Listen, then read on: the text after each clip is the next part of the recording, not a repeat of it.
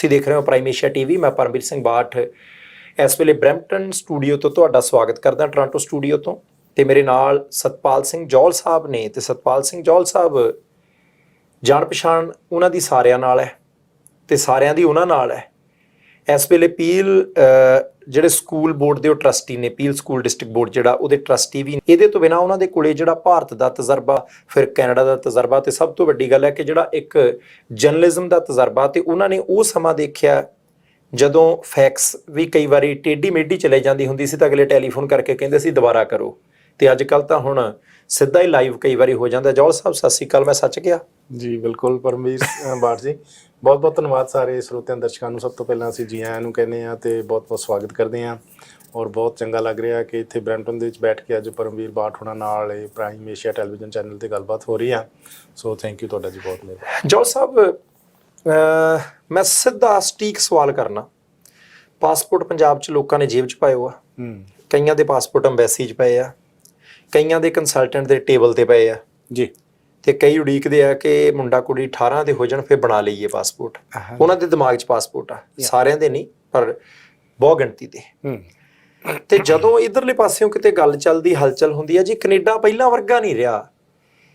ਮੈਂ ਸਤਪਾਲ ਸਿੰਘ ਜੌਹਲ ਸਾਹਿਬ ਦੀ ਨਜ਼ਰ ਦੇ ਵਿੱਚ ਉਹਨਾਂ ਦੇ ਐਨਕ ਦੇ ਸ਼ੀਸ਼ੇ ਦੇ ਵਿੱਚੋਂ ਦੇਖਣਾ ਚਾਹੁੰਦਾ ਕਿ ਕੈਨੇਡਾ ਦੇ ਵਿੱਚ ਨੌਕਰੀਆਂ ਹੈ ਨਹੀਂ, ਕੀ ਕੈਨੇਡਾ ਦੇ ਵਿੱਚ ਮੌਕੇ ਹੈ ਨਹੀਂ, ਕੀ ਕੈਨੇਡਾ ਦਾ ਸੁਹੱਪਣ ਖਤਮ ਹੋ ਗਿਆ, ਕੀ ਨਿਆਗਰਾ ਫਾਲ ਦਾ ਪਾਣੀ ਮੁੱਕ ਗਿਆ, ਜਾਂ ਬੈਂਫ ਵਾਲੀਆਂ ਜਿਹੜੀਆਂ ਪਹਾੜੀਆਂ ਨੇ ਉਹਨਾਂ ਦੀ ਖੂਬਸੂਰਤੀ ਖਤਮ ਹੋ ਗਈ। ਜਾਣੀ ਗੱਲ ਕੀ ਆਪਣੇ ਭਾਈਚਾਰੇ 'ਚ ਚਰਚਾ ਬੜੀ ਹੈ। ਦੇਖੋ ਪਰਮਵੀਰ ਜੀ, ਵੀ ਇਸ ਤਰ੍ਹਾਂ ਕਿ ਸਾਰੀ ਦੁਨੀਆ ਹੁਣ ਆਪਾਂ ਦੇਖੀ ਹੈ, ਉਹ ਮੈਂ ਸਮਝਦਾ ਜੀ ਕਿ ਜਿਹੜਾ ਸਾਡਾ ਇਹ ਸੋਚਾਂ ਦਾ ਸਮੁੰਦਰ ਹੈ ਜੀ, ਉਹਦੇ ਵਿੱਚ ਹੀ ਸਾਡਾ ਨਰਕ ਜਾਂ ਸਵਰਗ ਹੈ। ਉਹਦੇ ਵਿੱਚ ਹੀ ਇਹ ਜੇ ਸਾਡੀ ਸੋਚ ਸੀ ਠੀਕ ਹੈ, ਸਾਡਾ ਕੰਮ ਠੀਕ ਹੈ, ਸਾਡਾ ਜੀਵਨ ਸਵਰਗ ਵੱਲ ਨੂੰ ਚੱਲਦਾ, ਜਾਣੀ ਅਸੀਂ ਕਿਸੇ ਬੁਲੰਦੀ ਨੂੰ ਛੂਹਣ ਵਾਲੇ ਪਾਸੇ ਨੂੰ ਤੁਰ ਪੈਂਦੇ ਹਾਂ। ਪਰ ਜੇ ਸਾਡੇ ਸਿਰ ਦੇ ਵਿੱਚ ਕੋਈ ਕ੍ਰਿਮੀਨਲ ਐਲੀਮੈਂਟ ਹੈ ਤੇ ਉਹਦੇ ਨਾਲ ਫਿਰ ਸਾਡਾ ਜਿਹੜਾ ਜੀਵਨ ਆ ਨਿਵਾਣਾ ਵੱਲ ਨੂੰ ਤੁਰ ਪੈਂਦਾ, ਭਾਵ ਕਿ ਨਰਕ ਵੱਲ ਨੂੰ ਤੁਰ ਪੈਂਦਾ। ਸੋ ਇਹ ਹੁਣ ਧਰਤੀ ਤਾਂ ਮੈਂ ਸਾਰਾ ਸੰਸਾਰ, ਤੁਸੀਂ ਵੀ ਬਹੁਤ ਜਗ੍ਹਾ ਤੇ ਗਏ ਹੋ, ਦੇਖ ਕੇ ਇਹ ਮਹਿਸੂਸ ਕੀਤਾ ਕਿ ਸਾਰੀ ਜਗ੍ਹਾ ਤੇ ਇੱਕੋ ਜਿਹੀ ਮਿੱਟੀ ਹੈ, ਇੱਕੋ ਜਿਹੀ ਹਵਾ ਆਪਣੇ ਆਪ ਦੇ ਵਿੱਚ। ਇਹ ਧਰਤੀ ਟੁਕੜਿਆਂ ਦੇ ਵਿੱਚ ਵੰਡ ਲਈ, ਕੋਈ ਇੰਡੀਆ ਹੋ ਗਿਆ, ਕੋਈ ਅਫਗਾਨਿਸਤਾਨ ਹੋ ਗਿਆ, ਕੋਈ ਗਾਂ ਇੱਧਰ ਕੈਨੇਡਾ ਹੋ ਗਿਆ, ਕੋਈ ਕੁਛ ਹੋ ਗਿਆ।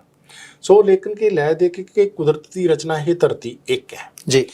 ਉਹ ਕਿਸੇ ਇੱਕ ਧਰਤੀ ਦੇ ਟੁਕੜੇ ਤੇ ਰਹਿਣ ਵਾਲੇ ਲੋਕਾਂ ਦੇ ਜਿਸ ਤਰ੍ਹਾਂ ਦੇ ਕੰਮ ਆ, ਜਿਸ ਤਰ੍ਹਾਂ ਦੀ ਉਹਨਾਂ ਦੀ ਸੋਚਣੀ ਹੈ, ਜਿਸ ਤਰ੍ਹਾਂ ਦੀ ਉਹਨਾਂ ਦੀ ਵਿਉਂਤਬੰਦੀ ਹੈ, ਜੋ ਉਹਨਾਂ ਦੀ ਦਿਮਾਗੀ ਹਾਲਤ ਹੈ, ਉਸ ਦੇ ਅਨੁਕੂਲ ਜਿਹੜਾ ਉਸ ਧਰਤੀ ਦੇ ਟੁਕੜੇ ਤੇ ਤੁਹਾਨੂੰ ਜੀਵਨ ਸਿਰਜਿਆ ਮਿਲਦਾ ਹੈ। ਹੁਣ ਇਹ ਕੈਨੇਡਾ ਵਰਗਾ ਦੇਸ਼, US ਵਰਗਾ ਦੇਸ਼ ਕਰੋੜਾਂ ਲੋਕਾਂ ਨੂੰ ਬਾਕੀ ਦੇਸ਼ਾਂ 'ਚ ਸਵਰਗ ਜਾਪਦਾ ਹੈ ਜੀ। ਹੁਣ ਇੱਥੇ ਦੇ ਲੋਕਾਂ ਦੀ ਕੋਈ ਵਿਸ਼ੇਸ਼ਤਾ ਰਹੀ ਹੋਏਗੀ ਜਿਨ੍ਹਾਂ ਦੇ ਕੰਮ ਦੀ ਉਹ ਮਹਿਕ ਦੁਨੀਆ ਭਰ ਦੇ ਵਿੱਚ ਗਈ ਹੈ ਕਿ ਇਹਨਾਂ ਨੂੰ ਕਿਸੇ ਨੂੰ ਜਾ ਕੇ ਢੋਲ ਵਜਾ ਕੇ ਦੱਸਣਾ ਨਹੀਂ ਪੈਂਦਾ ਵੀ ਸਾਡੇ ਮੁਲਕ ਬੜੇ ਕਮਾਲ ਦੇ ਆ, ਇੱਥੇ ਆ ਜਾਓ। ਦੁਨੀਆ ਆਪੇ ਹੀ ਜਾਣੀ ਕਿ ਵੀ ਜੀ ਜਹਾਜ਼ ਦੇ ਟਾਇਰਾਂ ਵਿੱਚ ਜਗ੍ਹਾ ਮਿਲ ਜੇ ਉੱਥੇ ਬਹਿਣ ਨੂੰ ਤਿਆਰ ਹੈ। ਕੋਈ ਕੰਧਾਂ ਕੋਲੇ ਟੱਪਣੇ ਪੈ ਜਾਣ ਉਹ ਤਿਆਰ ਹੈ। ਜੇ ਸਾਨੂੰ ਸਮੁੰਦਰ 'ਚ ਡੁੱਬ ਕੇ ਮਰਨ ਦਾ ਰਿਸਕ ਲੈਣਾ ਪੈ ਜੇ ਅਸੀਂ ਉਹਦੇ ਲਈ ਤਿਆਰ ਹਾਂ। ਜੇ ਸਾਨੂੰ ਕਿਸੇ ਟਰੱਕ ਦੇ ਪਿੱਛੇ ਆਪਣੀ ਜਾਨ ਰਿਸਕ ਦੇ ਵਿੱਚ ਪਾਉਣੀ ਪੈ ਗਈ ਅਸੀਂ ਉਹਦੇ 'ਚ ਆਉਣ ਨੂੰ ਤਿਆਰ ਹਾਂ। ਅਸੀਂ ਨਕਲੀ ਵਿਆਹ ਕਰਾਉਣ ਨੂੰ ਤਿਆਰ ਹਾਂ। ਪਹਿਲੀਆਂ 'ਚ ਨਕਲੀ ਵਿਆਹ ਦੀ ਗੱਲ ਚੱਲਦੀ ਸੀ, ਰਿਸ਼ਤੇਦਾਰੀਆਂ ਪਰਿਵਾਰਾਂ 'ਚ ਵਿਆਹ ਦੀ ਗੱਲ ਚੱਲਦੀ ਸੀ। ਹੁਣ ਸਮਾਂ ਬਦਲਦਿਆਂ ਅਸੀਂ ਜਾਣ ਕੇ ਕੰਟਰੈਕਟ ਮੈਰਿਜ ਦੀ ਕਾਰਡ ਕੱਢ ਲਈ ਹੋਈ ਹੈ। ਕਹਿਣ ਦਾ ਮਤਲਬ ਇਹ ਆ ਵੀ ਇਹਨਾਂ ਮੁਲਕਾਂ ਦੇ ਲੋਕਾਂ ਦੇ ਕੰਮ ਦੀ ਮਹਿਕ ਸੰਸਾਰ 'ਚ ਇਸ ਕਦਰ ਪਰਮਵੀਰ ਜੀ ਫੈਲੀ ਹੋਈ ਹੈ ਕਿ ਲੋਕ ਜਾਨਾਂ ਤਲੀਆਂ ਤੇ ਲਈ ਫਿਰਦੇ ਆ ਕਿ ਅਸੀਂ ਕਿਸੇ ਤਰ੍ਹਾਂ ਉੱਥੇ ਪਹੁੰਚ ਜਾਈਏ ਜੀ। ਅੱਛਾ, ਜੇ ਸਿੱਧੀ ਤਰ੍ਹਾਂ ਕੰਮ ਹੋ ਗਿਆ ਤਾਂ ਵੀ, ਤੇ ਨਹੀਂ ਤੇ ਫਿਰ ਜਾਨ ਤਲੀ ਤੇ ਗੱਲ ਵਾਲੀ। ਕਹਿਣ ਦਾ ਮਤਲਬ ਇਹ ਆ ਵੀ ਇੱਥੇ ਆ ਕੇ ਜੇ ਫਰਜ਼ ਕੀਤਾ ਵੀ ਕੰਮ ਅਸੀਂ ਉਹ ਨਹੀਂ ਰੱਖਿਆ ਜਿਹਦੇ ਨਾਲ ਕਿ ਸਾਡਾ ਜੀਵਨ ਨੰਬਰ 1 ਹੋਣ ਵਾਲੇ ਪਾਸੇ ਨੂੰ ਤੁਰ ਪਏ। ਜਿਸ ਤਰ੍ਹਾਂ ਦੀ ਸਾਨੂੰ ਸੰਗਤ ਮਿਲ ਗਈ ਉਸ ਦੀ ਰੰਗਤ ਅਸੀਂ ਗ੍ਰਹਿਣ ਕਰ ਲਈ।